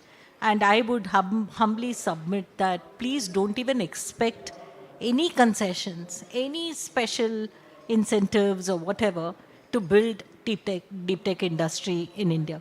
I think you can stand on your own feet on just level playing rules which don't change frequently. there's a mindset change that is happening, right? From being a copycat nation, I think the mindset is also shifting towards innovation. And once that mindset shift is happening, let me tell you, there's plenty of capital that will be available for right kind of entrepreneurs. So we are inventors, okay? So innovation is there, but we are inventors. We have patents, we have intellectual property. We are not Yes. changing some idea Yes. and then enriching it. Yeah, We right. are still deeper. Right. The words itself, I feel people don't respect. We are inventors. It's difficult Yeah. to tell Einstein is Einstein. Yeah, we So got your question. Thank you. Yes, you. anybody else who would like to say something on this? So I think I understand what he's talking about, because we have dealt with lot of scientists who have developed a lot of products, but a lot of times they have sort of either for lack of funding or lack of industry partners have not been able to scale. And that's the reason many of our SaaS deep tech portfolio companies in the country end up moving to the US, because that's where the right value they get in terms of industry partnerships, capital, customers who appreciate what is sort of coming into the picture, right? That's the first thing that happens today in SaaS. You set up a product, you have 10 customers, if you can service globally, you ask to move, right? One of the founders moves to US.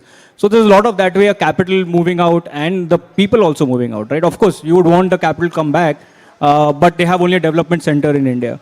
So when it is non-tech, there absolutely there's nothing happening, right? There's very little would be happening in biotech if you would think about it, and some other sort of sectors.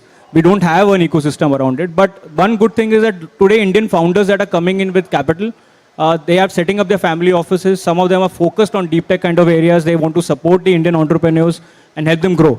So I think next 5 years we'll see a lot of that coming in because they want to give back to the ecosystem. Thank you so much. And we have completely run out of time. That was a great discussion and so many points came out. You busted so many myths, and all the best to all of you. And thank you so much again. Thank you very much. Yeah. Thank you so much. A lot of ground that got covered today. Thanks a lot.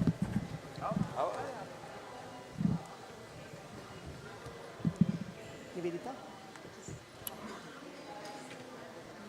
Just have to hand over. You'll handle? You have to hand over the gifts. Just do that.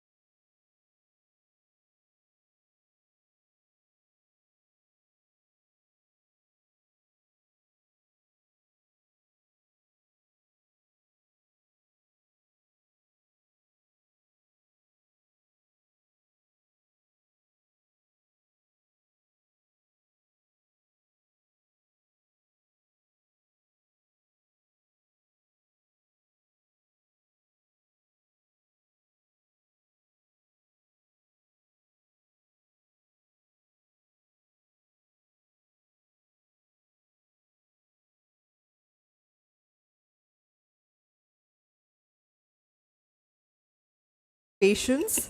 We'll just be starting with our panel discussion now. This is on small finance banks.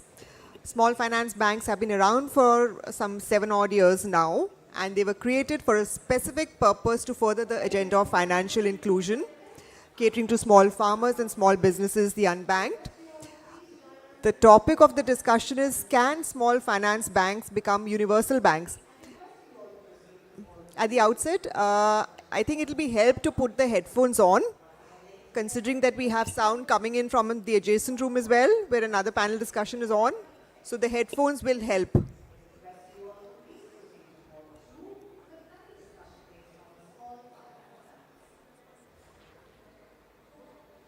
Do wear your headphones, otherwise there'll be a lot of disturbance coming in from the adjacent room.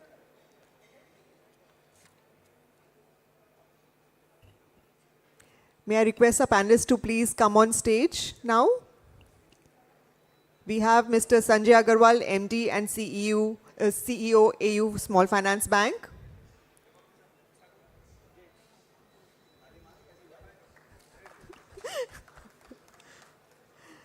Mr. Itra Davis, MD and CEO Ujjivan Small Finance Bank. Mr. Ajay Kanwal, MD and CEO Jonah Small Finance Bank. And Mr. Indrajit Kamotra, MD and CEO Unity Small Finance Bank. Moderating the conversation will be Business Standard Banking Editor, Mr. Manojit Saha. Okay, over to you, Manojit.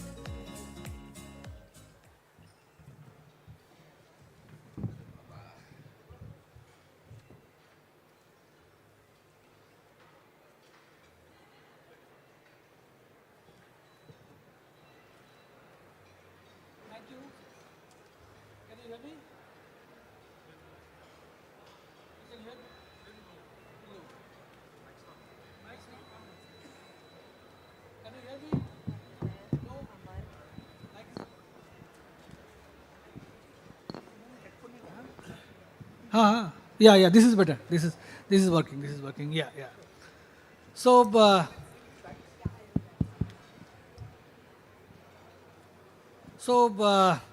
welcome back all after the lunch. So we are in the final session of this 2-day summit. There are a few more sessions today, and the summit will conclude today. So now we have a discussion on small finance bank. The MD and CEOs of several small finance banks are here with us.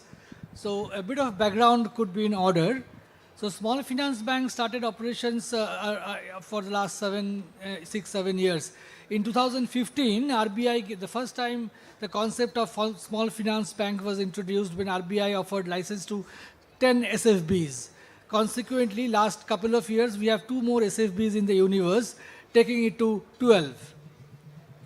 And at the same time, just day before yesterday, the first mega acquisition was announced by a SFB which is AU Small Finance Bank. MD CEO Mr. Agarwal is here with us. AU, with this deal, the new contours of the sector can be seen, drawn. Mr. Agarwal, some of his colleagues are saying he has become the Shah Rukh Khan of SFBs.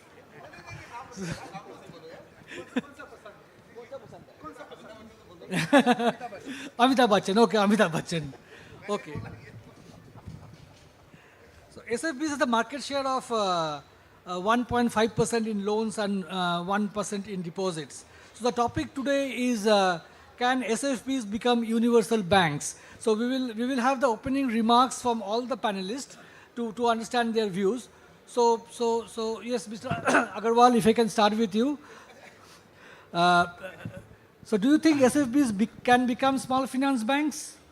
Yeah, so no, thank you for the introduction, but just want to clarify, sir, because Yadav sir is sitting and Paliwal sir is sitting, there is no Amitabh Bachchan, Shah Rukh Khan in the banking space, because bank generally belongs to depositors, know, and I am fortunate enough that, Yadav sir taught me a lot of lessons in my initial when I became banker. Right. But generally banks are, and I'm saying with a lot of respect and learnings of last so many years that we are running a bank, in sense of private enterprise. But I think beyond that also there is a responsibility on us that it's a depositor's money, it's a public money, it's a public platform. So we all has to be very sensible enough, to behave, to act. So with humbly, I just want to say that I'm doing my bit of job Right. on a very on a daily basis. And what is the achievement is just outcome of the power of the platform, the power of democracy, the power of people, and power of execution, right? So that is there. But in my sense, if you would have asked me this question 3 years back, I would have said, no, you need a universal license to really be a very powerful franchise or very relevant franchise. But I think now, after 6.5 years, I would say that SFB itself is a very powerful, in the sense that, we all got the license, around 10 people at the time of 2017, and we all started our journey. 2 more licenses were given to SFB. And there is a clear-cut kind of narrative from the everywhere that SFBs are very relevant. SFBs are the platform where you can come and learn banking first.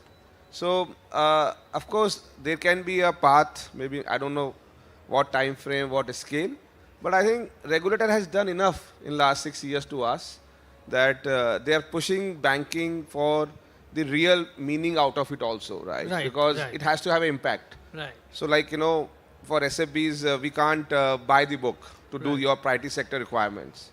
It's a very genuine ask, because banks are supposed to do that themselves, right? You have to do small financing, right?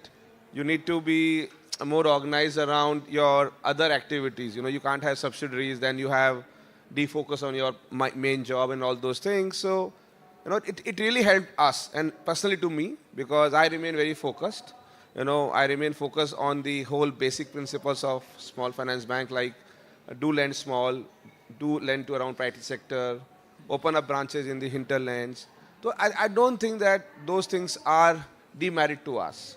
In my opinion, it's an opportunity, right? Because if you see the whole landscape of NBFCs, where they lend in these markets only, and they earn handsomely.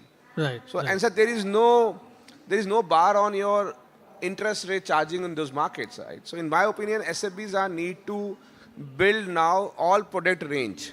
You cannot have only one product or one market or one customer segment. You have to build, we have entire product range, like we have wheels loan, home loans, commercial banking, digital banking, Sudesh banking, we have wealth product, we have insurance product.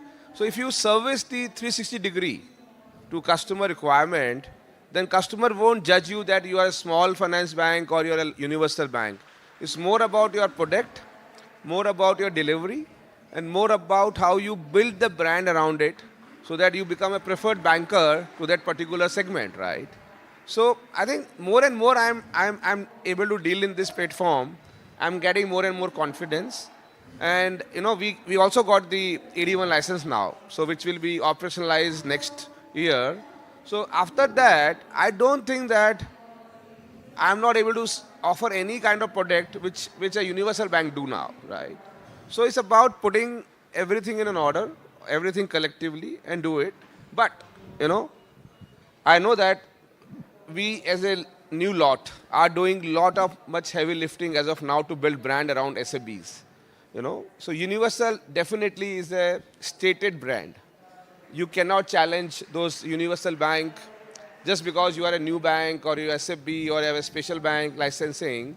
So we price us on higher rate, right? People question you. So I would say if I have to give an input to regulator, that let's not put us a small word.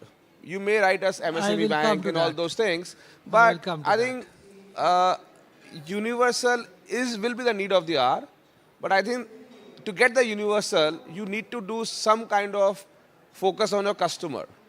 Build more product, build more services, build comprehensive or complete unit, then look for the universal.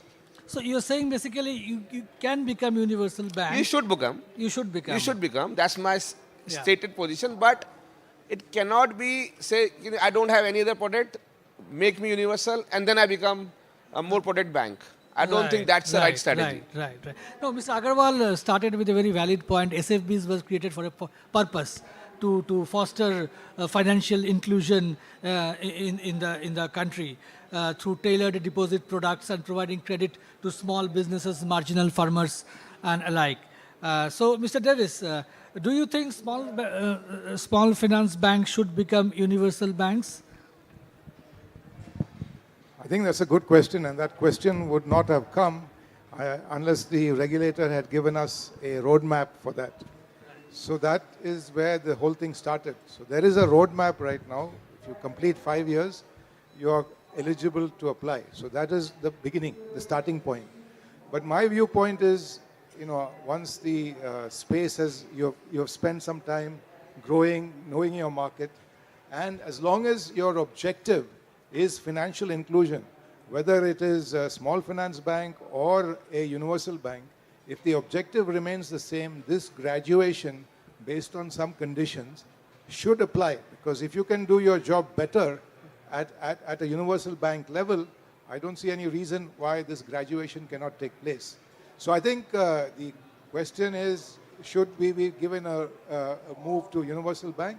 If we meet all the conditions, I don't see why not, because the universal bank has certain advantages over small finance banks in certain ways.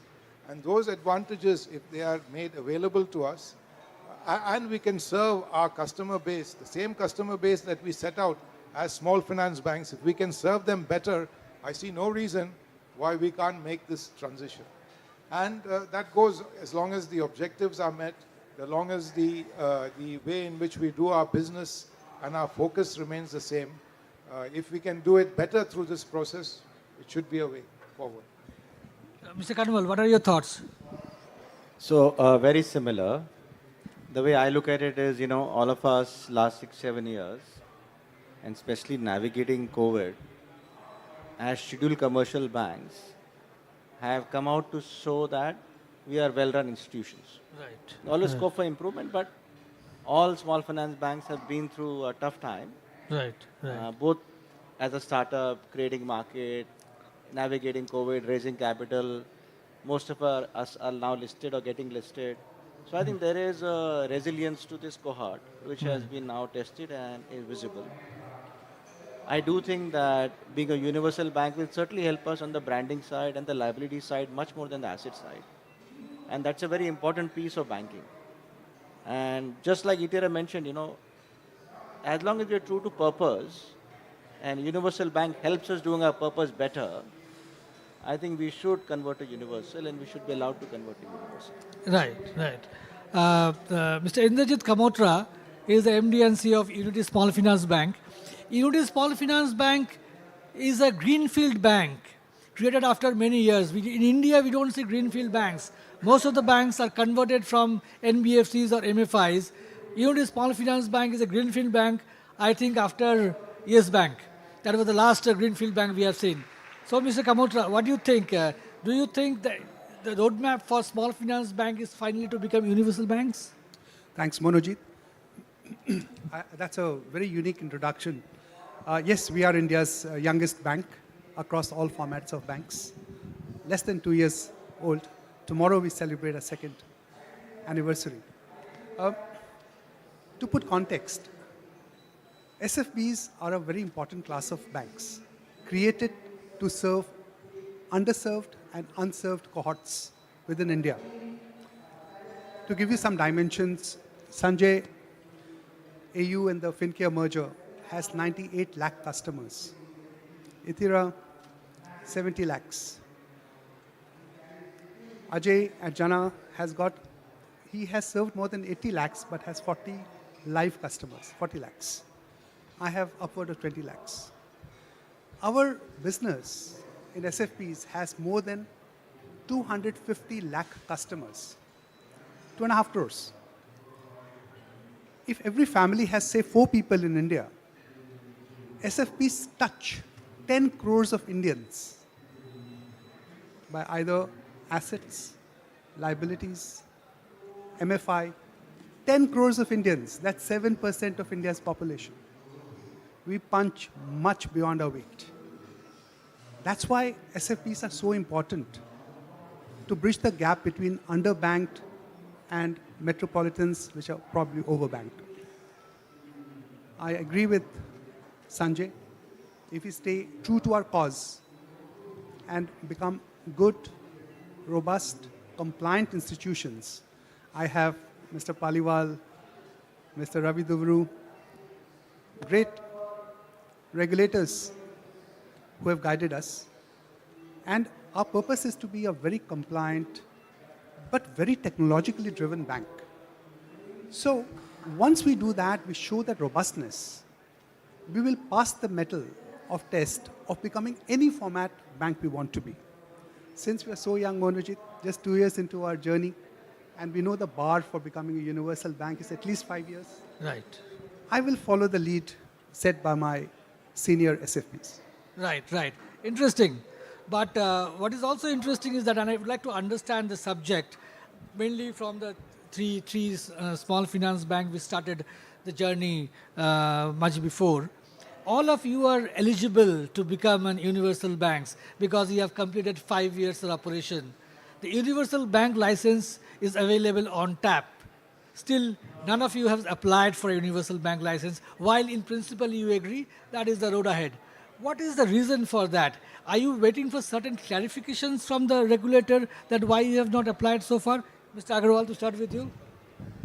No, I don't think that.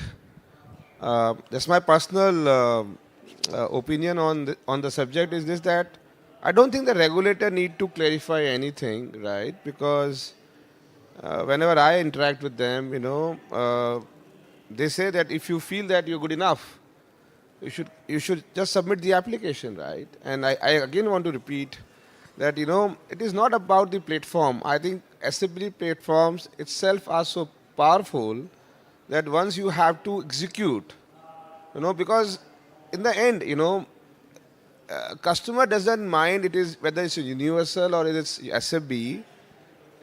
Customer mind about your services, your product, your approach, your brand, right? So in my opinion, AU is doing a lot of things around that customer-centric initiatives, right? Whether it's about the product around assets, product around liability, product around digital, the cross-selling opportunity, And then once we would have gone through that experience, because like if my app is good, if our app is not good, right? Then how will you acquire customer when we are saying that world is now becoming tech? So you need to build a good app. You need to build a good video banking. You need to have a credit card. You need to have maybe a 5-minute personal loan. Because, once you get the universal license, you will start competing with world of the SDFCs. Right. Then how you will do that, right? So exactly. I think under SFB umbrella, you are even protected that any kind of inefficiency, you can manage on the SFB and then build yourself there. And once you do that on a scale, and can you show the regulator that you are a very risk-free bank, you have that ability to manage scale, can you manage public expectations, can you manage the public challenges, Because in my opinion, India need another good 10 banks in next 10 years. Right. If you want to be really ambitious around our economic growth of 2047, right? Because as we were discussing off the table that there are always 1 or 2 banks in 1 decade. Right. And then bank requires at least 10 years to get stabilized. Correct. It's our 7th year. I know that, every day when I go to my office, it looks like I'm the first day of my office, right? It takes time, right? So I know the regulator and the government would be cognizant of this fact that if they give license in 2024 or 25, the effectiveness of those licenses will be around 10 years down the line. Right. So I think I would say that it's not more about regulator, to be very honest. It is more about as a practitioner or as a professional from our side that whether we are building our mindset, whether our stakeholders are building a mindset, because it's a 10-year journey, you require a lot of investment in every sense. People, money, the infrastructure, the long-term view, Right. I think, in my opinion, if any of us want to go and apply, and you are good enough, they will give you. So is there a fear of rejection? Or you are saying that first we need to prove ourselves that yes, we are ready to take on the bigger banks, then you should apply. So yes, it's not about fear of rejection. It may be a positioning, where every institution might be taking a call whether they are fit enough to service that expectation. So I don't think it's a fear of rejection, because why regulator will reject a SFB? Because you are still a bank. You are a scheduled commercial bank. You are still in that whole list of their banking, right? You have that whole empowerment. So I don't think we should call it like a rejection, but they can advise you that, boss, I don't think that you have done enough good job at SFB. So first do that and then come to me. Right. So it's not a rejection, it may be advice. Yes, yes.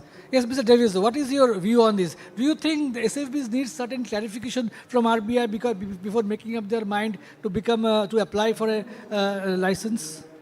The dialogue with RBI is something that we do continuously. So obviously that is something that we can talk to them. Now, as far as Ujjivan is concerned, we have internally decided that we'll wait for a while till the reverse merger is completed.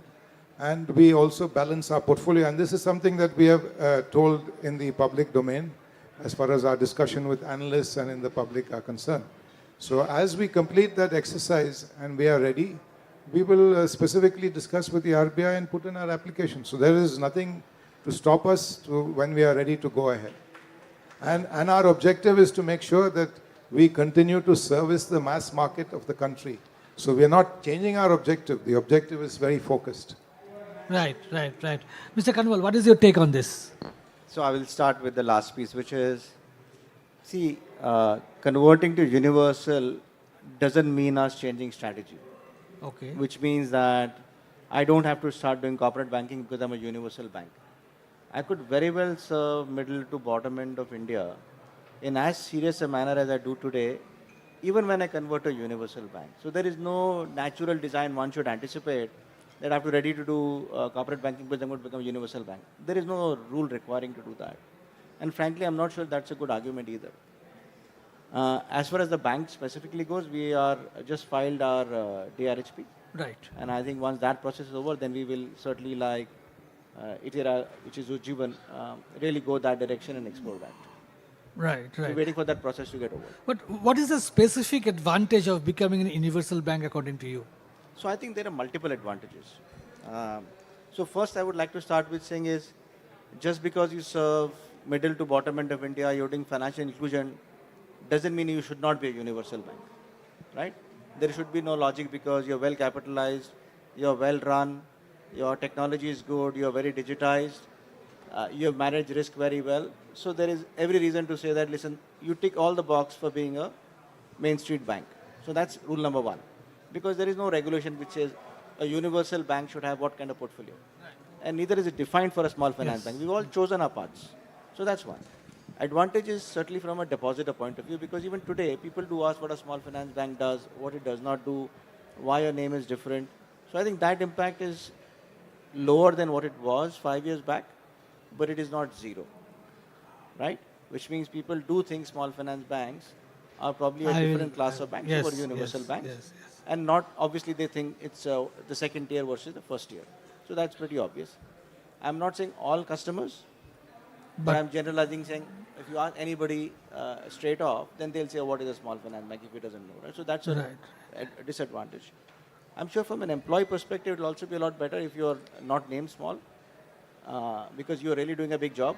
Our balance sheet size are pretty large. A lot of universal bank balance sheet size would be smaller than ours. So then the question is, what stops us? So I don't think it is size. I don't think it is what we do. And I don't think it is what we'll continue to do. I think those three things I don't think it should be an impediment. Right. But I think the positives are good. I would argue the other way, that if you're really working on financial inclusion, then we can stay true to purpose. But if we get some benefit on the liability side by not calling ourselves small, then I think that is something that should be really evaluated. Right. Mr. Kamotra, the point was made earlier by Mr. Agarwal and now Mr. Kanwal. The nomenclature, the small finance bank part that you always have to. So is that a really disadvantageous position, and was there any representation made to the regulator to look at the issue, to review the issue? See, Monojit, at the moment we are small finance banks, and we let us revel and enjoy that status. One of the automatic things which comes to small finance bank is half our lending is below 25 lakhs. So all of us never have to scramble for priority sector assets. We are always net surplus. That is not the position with most banks in India. Because we lend to small size tickets below 25 lakhs, we have a higher return on asset.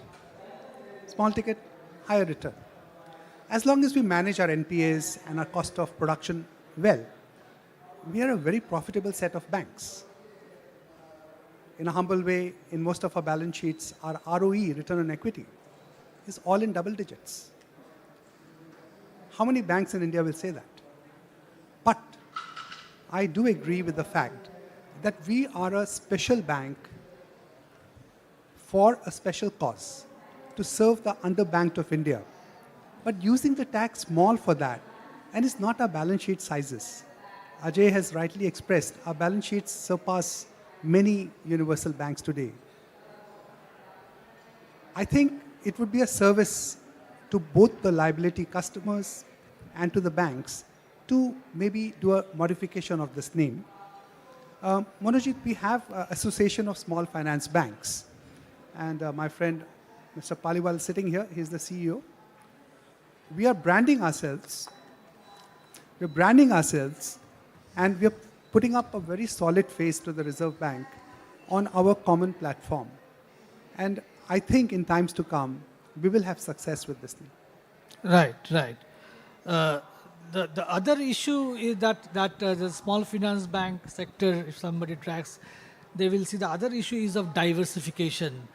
Because 8 out of the 10 small finance banks were converted from microfinance institutions, the portfolio is skewed towards micro loans.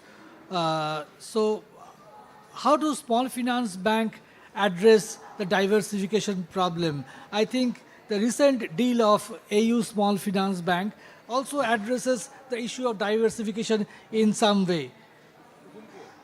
Yes. No, I think, and just on a data side, like, for FinCare it solves. Because we were having around 30 product line, right? We were not doing microfinance. Right. But we were doing the retail asset, personal assets, commercial assets. We were having all lot product around liability also. We were doing cross-sell through insurance, wealth, PMS, payments, So I think, we were not having a microfinance. And for me, the merger is also because, it helps in my diversification in terms of customer segment. Like what Ajay just told you that, I may not be serving the last mile. I may be above them, but through this, now I'm ability to touch the last mile also and the top guys also, right? So it gives me that completeness, that, the whole India, 1.4 billion people, I can service them. Whatever they need. Geographical synergy was also there. Yeah. So I'm just sharing that, for me, diversification was more south end, right? Where I said that, okay, I'm serving the top guys, middle segment, but can I go deeper, right? And the FinCare has the ability to do that, right? So I'm just sharing that way only, right? That every bank need to be complete in that sense, that because what I have felt in last 6 years is that banks will only survive if they can build deposits. The whole meaning of banking is that how we can attract depositors, how we can make them comfortable around us, right? It is not about loaning, it's not about assets, it's about deposits. So, and for deposits, customer doesn't differentiate much between universal and SFB, they differentiate between products. If HDFC Bank can offer you 5-minute loan and we can't, so it's a disadvantage on the street, right? So my sense is this: let's empower bank, let's make it complete, Right. Let's be 360 degree around it, right? Right. Yeah. Mr. Davis, how do you address Diversification is the key. Is the key. Is the key. Exactly. Yes. So how do you address the diversification problem? that's a very good point, because when I said that we have a few things to complete, diversification of the portfolio is one of that. Because we started off as a microfinance, got into SFB. Today, about 30% of our portfolio is secured and 70% is unsecured. So, what is the right mix? I think that is often debated. But looking at what the market needs and other things, a little bit more of the secured portfolio will be helpful. Now, how do you achieve that? You can make a concentrated effort in getting there. You can combine with somebody else who has a secured portfolio. So all sorts of possibilities are there. And now that we have completed 5 years, once we finish our reverse merger, I think the door is open to various ways in which we can achieve these objectives.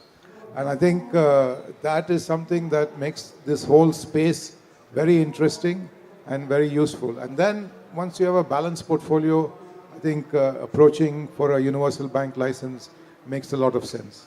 What you are saying is interesting. Are you indicating that you may take the same path as AU did in terms of inorganic growth to diversify? I'm not saying specifically that something is happening, but what I'm saying is that is a route which is open to all small finance banks today. Right. Because that should not be ignored. It is something that is very critical if you want to balance your book and how fast you want to move towards a universal bank. Right. So yes, I think it's a possibility. It is something that when the time is right, it can be looked at. Mr. Kanwal, M&As in the SFB space, is that something which is coming up? Because of course, in any universe, there will be laggards, there will be, banks who have done well. Is there a possibility of M&As coming up in the small finance bank space? I think 2-3 points, very important. First is, there is a lot of value in getting a small finance bank license, and we have seen that with the Unity launch. We've also seen with the Northeast Bank move. Yes, I will come to that. Yes. So I think it tells that there is value seen by many segments of the financial services market, that small finance bank is a valuable license to be in. So that's rule number one. Second is, I think it's all got to do with the maturity of small finance banks. I don't think so in a second year of inception, M&A was reality, because a lot of people would have liked to watch how do these small finance bank morph into what. Right. And everybody has a different phase of journey. And I think probably now it seems to be evident that people are more confident, more clearer what to expect. So you can expect there'll be more discussions. On diversification, I can give you a number. We began with 6% and we've reached 55% of secured over the last 5 years of bank being started. So the MFI portfolio is only 46%. So 55% is secured and the balance 45 as of March. So it's a journey, right? I mean, you can't reach a high level of course. because ultimately you are trying to address a customer and the customer's balance sheet is secured. If you take any customer, his balance sheet is not largely unsecured. His biggest loan will be home loans or borrowing in his property for his business. It will not be unsecured driving his life. Correct. So the bank's balance sheet will reflect largely what a customer does. It's an evolution thing, which is why you can't reach from 5% to 100% in a couple of years, but it takes some time. Right. So it has taken us 5 years to get here. Yeah. And I think that's a journey that we have to all prove that we are getting there. Right. Because it will be a continuous journey, right? So for example, some people will have fully secured, they'll add a bit of unsecured, like Sanjay says, they added a segment. Correct. So every bank will balance how they want to see themselves and how they want to make sure their franchise is run. Right. Mr. Kamotra, you didn't have the legacy of the MFIs. You started with a fresh slate. Does that gives you an advantage position? We love MFI. We absolutely love MFI for many reasons. As a banker, for the yield, for the inherent security that joint liability groups bring us. The models of MFI are the best in India. So I'm absolutely unashamed to say we love MFIs. Yes, there is a moot point that there's an optimum mix of diversification. Unity at the moment is 24% MFI and 76% other types of loans, mostly MSME, supply chain, secured, and others. So we are lucky, Manojit, that way that we have a diversified portfolio to take on. But give me the chance, give me the liquidity. I will grow MFI. Unabashed. Okay, okay. The other issue is that we know that the small finance bank was created to further the agenda of financial inclusion. But after 7 years of operations and journey, do you think the objectives of financial inclusion has been completely fulfilled by the SFBs by offering deposit products, loans, insurance and investments? Mr. Karmal, why don't you start this time? Okay, so all statistics, I think all SFBs grow in the 20 to 30% range at the minimum.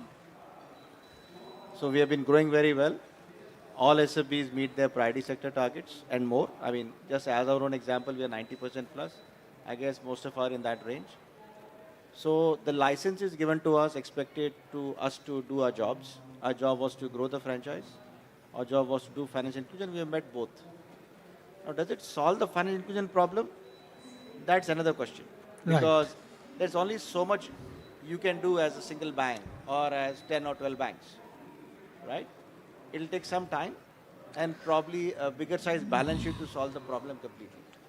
But I think the most important piece is there is a commercial, economical, viable model which all of us have shown exists, which probably was the issue of the past. Right. It is not that financial inclusion was not understood in the past. It's just that you didn't have a model to serve it.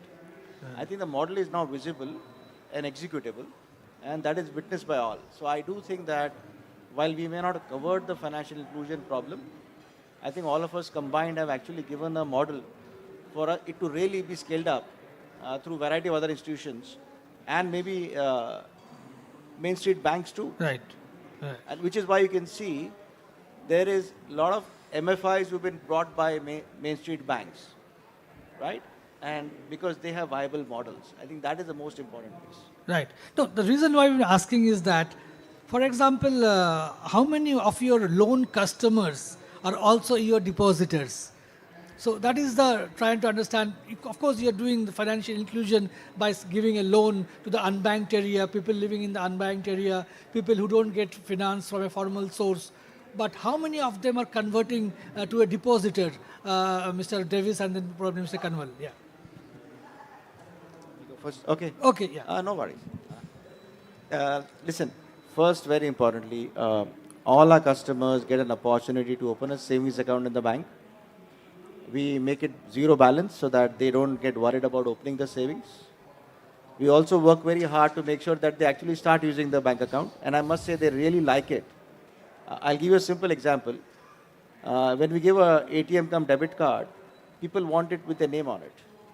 Okay. Because even our customers would like that they own a plastic with a name imprinted on it. Right. So it's not just the balance, it's also the empowerment, the feeling of confidence, and that they're being welcomed in the banking system, which is important. So yes, even the balances are low, we still would like to do it because I think it is a matter of engagement. Because today is a microfinance customer, tomorrow he will be a affordable housing customer, day after he'll be a two-wheeler customer. So I think we cannot take a short-term view on our customers. Second, with digitization, the cost of providing banking has actually come down significantly. Right. So this whole worry about small balances are a challenge, I think is also diminished to a large extent. Right. And I do think that all of us, for sure, make that extra effort because there's no point being a product company. We are bringing customers into the banking fold. We're giving them deposit products, RD products. Ticket sizes, what they invest, are lower. Lower. But that with digitization, that's not a problem at all. Right, right. Mr. Davis, what is your perspective? Are the borrowers become depositors also? No, that is the underlying model. The moment you have a banking license, every borrower needs to be a depositor as well.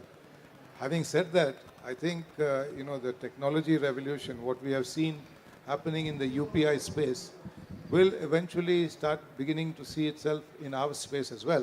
And I think that is something that we believe will make a significant difference. The use of digitization to be able to not only repay a loan, to be able to do the repeat loans and things of that nature. And that is coming. All it needs, it's happening faster than we think. All it needs is one smartphone in the family. And somebody who's 18 or 20 years of age can teach the rest of the family how to use that phone and make it work. And we are seeing it happen. So before you know it, financial inclusion will become a bigger coverage. And with technology to our advantage as small finance banks, since we are late starters, we can make it happen. So I think this is something that is making a difference and will play out this thing in the next 5 to 10 years. Yeah, because the small finance banks offer much more attractive deposit rates, even if the savings deposit rates are much higher than the universal banks, particularly the public sector banks. Mr. Agarwal, are small finance banks competing among themselves, or your competitor is the other banks? So, no, I think last 6 months, if you see the whole landscape of banking in India, most of the banks have now been any kind of legacy free, So no bank is suffering from high kind of NPAs or in ownership structures, You can ask us also, right? So every bank in last 6 months is just focusing on clear business. Every bank need to raise deposits. Every bank is looking to do credit. Every bank is looking to build digital outlook, So I think there is a very fierce competition, among the banking fraternity, And so we don't differentiate, to be very honest, because as I just commented, that customer has some liking for PSU banks because they feel that those banks are more safe, those banks are guaranteed. So even if an SBI offer you 3.5% and we offer 7%, their CASA is 40%, our CASA is 30%, So that's a clear-cut data point which says that PSU banks, large private sector banks, they command premium, they command trust, So we can't compete much with them. We do that, right? But we just managing ourselves. So but I don't think that among us, all 12 SFBs, we have much to fight, right? Like if Ajay do 50% of his book is macrofinance, or Itra Saab has a macrofinance book of 40%, right? They have enough market, right? If you ask me, the competition is only on deposit. Right. Competition is not on the asset side. Competition is on the deposit side, and that is the sole reason to become a bank also. So you have to take head on to that competition by building product, building services, building that brand. And so, as of now, we play on the interest rates. That is the only foot in door, right? And I just want to request everybody here that 7% is more than 3.5, So just try. And at AU, we pay you on monthly also. Right. Our ad says, so. Thanks, Sanjay. You have just discussed the product of most of us. So, yeah, absolutely. Yes. So, we came with an innovation of paying you monthly. So I think it was an edge on the other banks because we said that we want to value our money. We want to count your money, right? So I think we need to create those things, but I don't think as an SFBs, because we are all paying 7.5%, 8%, Right. We are running the same brand, right? We are running with the same vintage. We have the same age, right? So I don't think that we compete much, but I think the competition with private sector and public sector banks is intense. Right. Mr. Davis, what is your view on this? Are you competing among yourselves or with other banks? No, I think, there are things which have come out because we are in a different space, we are in a differentiated area. So we have to play a different game. And that is what we are playing out now. Our business model allows us to do this. So that is one of the things that comes out, because ours is a high yield business model. We can afford to pay a little bit more by way of interest rates for the deposits. Now this is an interesting topic, because if we can become universal banks and reduce the cost of our deposits, there is something that we can pass on to our consumers, our borrowers. And I think that is what RBI wants themselves. They were asking about that. So this is something that can work out from the model as we move forward. I don't agree on this because I think universal has no connection with dropping the interest rates. If you have universal, right, and you don't have product, why customer will bank with you? So you're emphasizing on the product part. Universal doesn't mean that it is automatic trust. Universal doesn't say that, many of your universal bank are offering more than us. No, the universal bank has also other features like the capital requirements, etc. That is different story. But overall, all of that eats into the total cost of funds and other things. So yeah, where that's, I'm coming that's an from, ROA management, but for customer, it requires product. No, obviously, without any product, even a big bank will not be able to survive. Yes. So that is definitely a bare minimum that we need. But having said that, the differentiation and the ability to get a better, net interest margin will be something that will allow us to be able to pass that on to our consumers and our borrowers, and get better quality borrowers to us. Right. If we have in our business 2-3 different cycles. If a borrower has finished 3 good cycles, there's no reason why we can't differentiate a third cycle borrower from a first cycle borrower who has done well. This is what the credit rating agencies, they give you scores. And if you have a good score, you should be getting a better credit, better interest rate. That's what scores are for. Right. So internally, our database can help that. Correct. No, while you can compete with yourself, there's nothing wrong with competing with each other. But like the mutual fund industry have done, they have come together, created a campaign called Mutual Fund Sahi Hai. Why is it possible the SFBs also come together and at least they can go to the government together and say, why don't you give us your deposits, your business? Is that something can be thought of? Yeah, so Paliwalji is sitting right here and he's working on that plan as we speak. And I mean, to be fair, we have made various representations to government and other stakeholders. But I want to draw a different point. I think what can help us, and maybe you are part of the people who can help us, if you take a lot of private sector banks and see where they were in terms of branches or CASA percentage or total growth in the first 5 to 6 years of their inception, and compare the small finance banks, you will find that we are far ahead.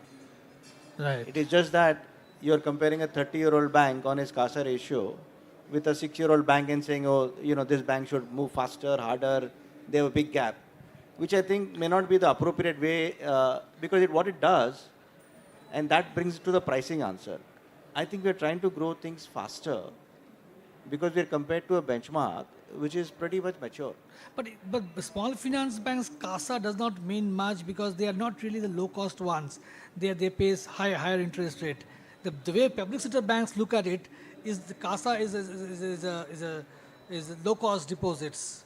No, that I completely agree. See, listen, if we had the luxury to do that, we would also do that. Right. So let's say if I start paying 3.5% like all public sector banks, the chance that I will grow my CASA significantly is low.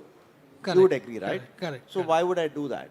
But let's say after 80 years of existence, I certainly would be at that point where I will say, listen, I don't have to price CASA high. Correct. That's what I'm trying to draw out, that Correct. each bank is sitting at a different level of evolution.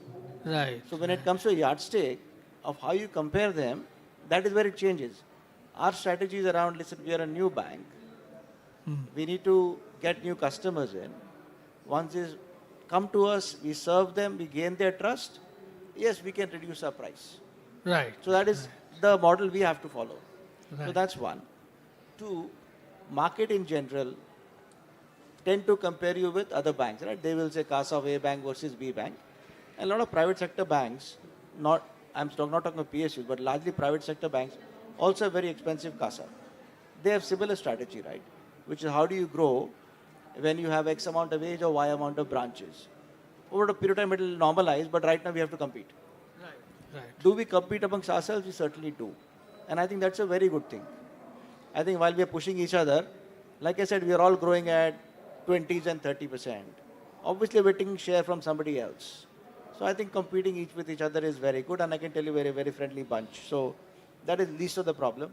But I think if somebody here, whether they are analysts or they are journalists who have got the research bent of mind, it will be nice to compare of what happened to 5 private sector banks in the first 6 years versus small finance banks in terms of First various 6 ratios? years. So apple to apple comparison you are talking about. I understand the point. Okay. So I will give the youngest SFB to make the final comments of this panel discussion. So the road ahead for SFBs, yes.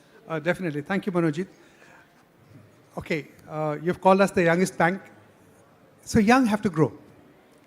From toddling, we have to become teenagers and then blossom into full youth.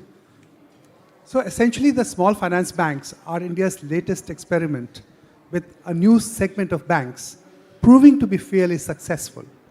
As my esteemed panel colleagues have said, we are growing 30% average per year without too many roadblocks or hiccups. We serve 7% of India's population. We bank the underbanked for sure, and at times the unbanked also. We have brought in rigor of compliance, controls, and digital banking, which is newest in class because we've leapfrogged without any pull into the latest technology. My bank is fully cloud-based. We don't have a data center. Very few countries in the world can say that. In India, some of us can say it. So, Manojit, I think the sky's the limit. Whether SFPs exist as SFPs or grow into universal banks and other new SFPs come and take their stead, the path is clear. We have served and done justice to the call for which Reserve Bank set up this class of banks. Thank you. We have completely run out of time, but I will take one question from the audience. Yes, please. Please identify yourself and be specific with the question. Yeah. Hello. My name is Anil Tulsiram. My question is for Davis, sir. Sir, Government of India has come with this scheme CGFMU, where all the unsecured loans less than 10 lakhs can be insured. But very few banks like Surodaya and Bandhan has taken insurance, and most of the microfinance and SFBs, including your bank, have decided not to take the insurance on the microfinance. Microfinance is so volatile segment. By paying 1% insurance, you can insure the unsecured loans. So what's the reason industry has not adopted, including your own bank? Thank you. It's a good question. This, if you go back to the normal situation in the microfinance business, and pre-COVID, the NPA levels in microbanking were below 1%. So if anybody can manage their portfolio and keep it below 1%, I think this insurance may not be fully required. But it's up to each individual bank to decide what they want to do. So as we move towards normal situation, it's a toss-up. It's something that you have to decide. If your portfolio is very good, and this is where I said, if you have the evolution of the portfolio to be able to move forward and look at the pricing in a way that the rating agencies do, you have your own internal database, your own analytical database, you may not require a 1% cover, premium cover from the government. You may be able to manage below 1%. And we have seen years in which it was below 1%. And that is the fantastic part about this sector of the business. When environment is normal, it is a very, very good business, but once in a way, it gets affected. Now, how many times you're going to see COVID, I don't know, but I don't think it's going to happen of that scale ever again in the near future. So if it is a short-term problem, it can be managed, and 1% is a percentage that we can work with and make it slightly below 1%. So yes, it's a toss-up. If you would like the cover, please do, or part of the portfolio can be covered and part managed internally. Those are calls which we each one can take for themselves. So with this, thank you, Mr. Davis. With this, we come to an end to this conversation. It was a fascinating discussion with all the panelists. Thank you so much, Mr. Agarwal, Mr. Davis, Mr. Kanwal, and Mr. Kamotra. Thank you so much. Thank you very much. Wonderful discussion on a very significant and one of the, I think, this newest part of the banking industry. Thank you very much.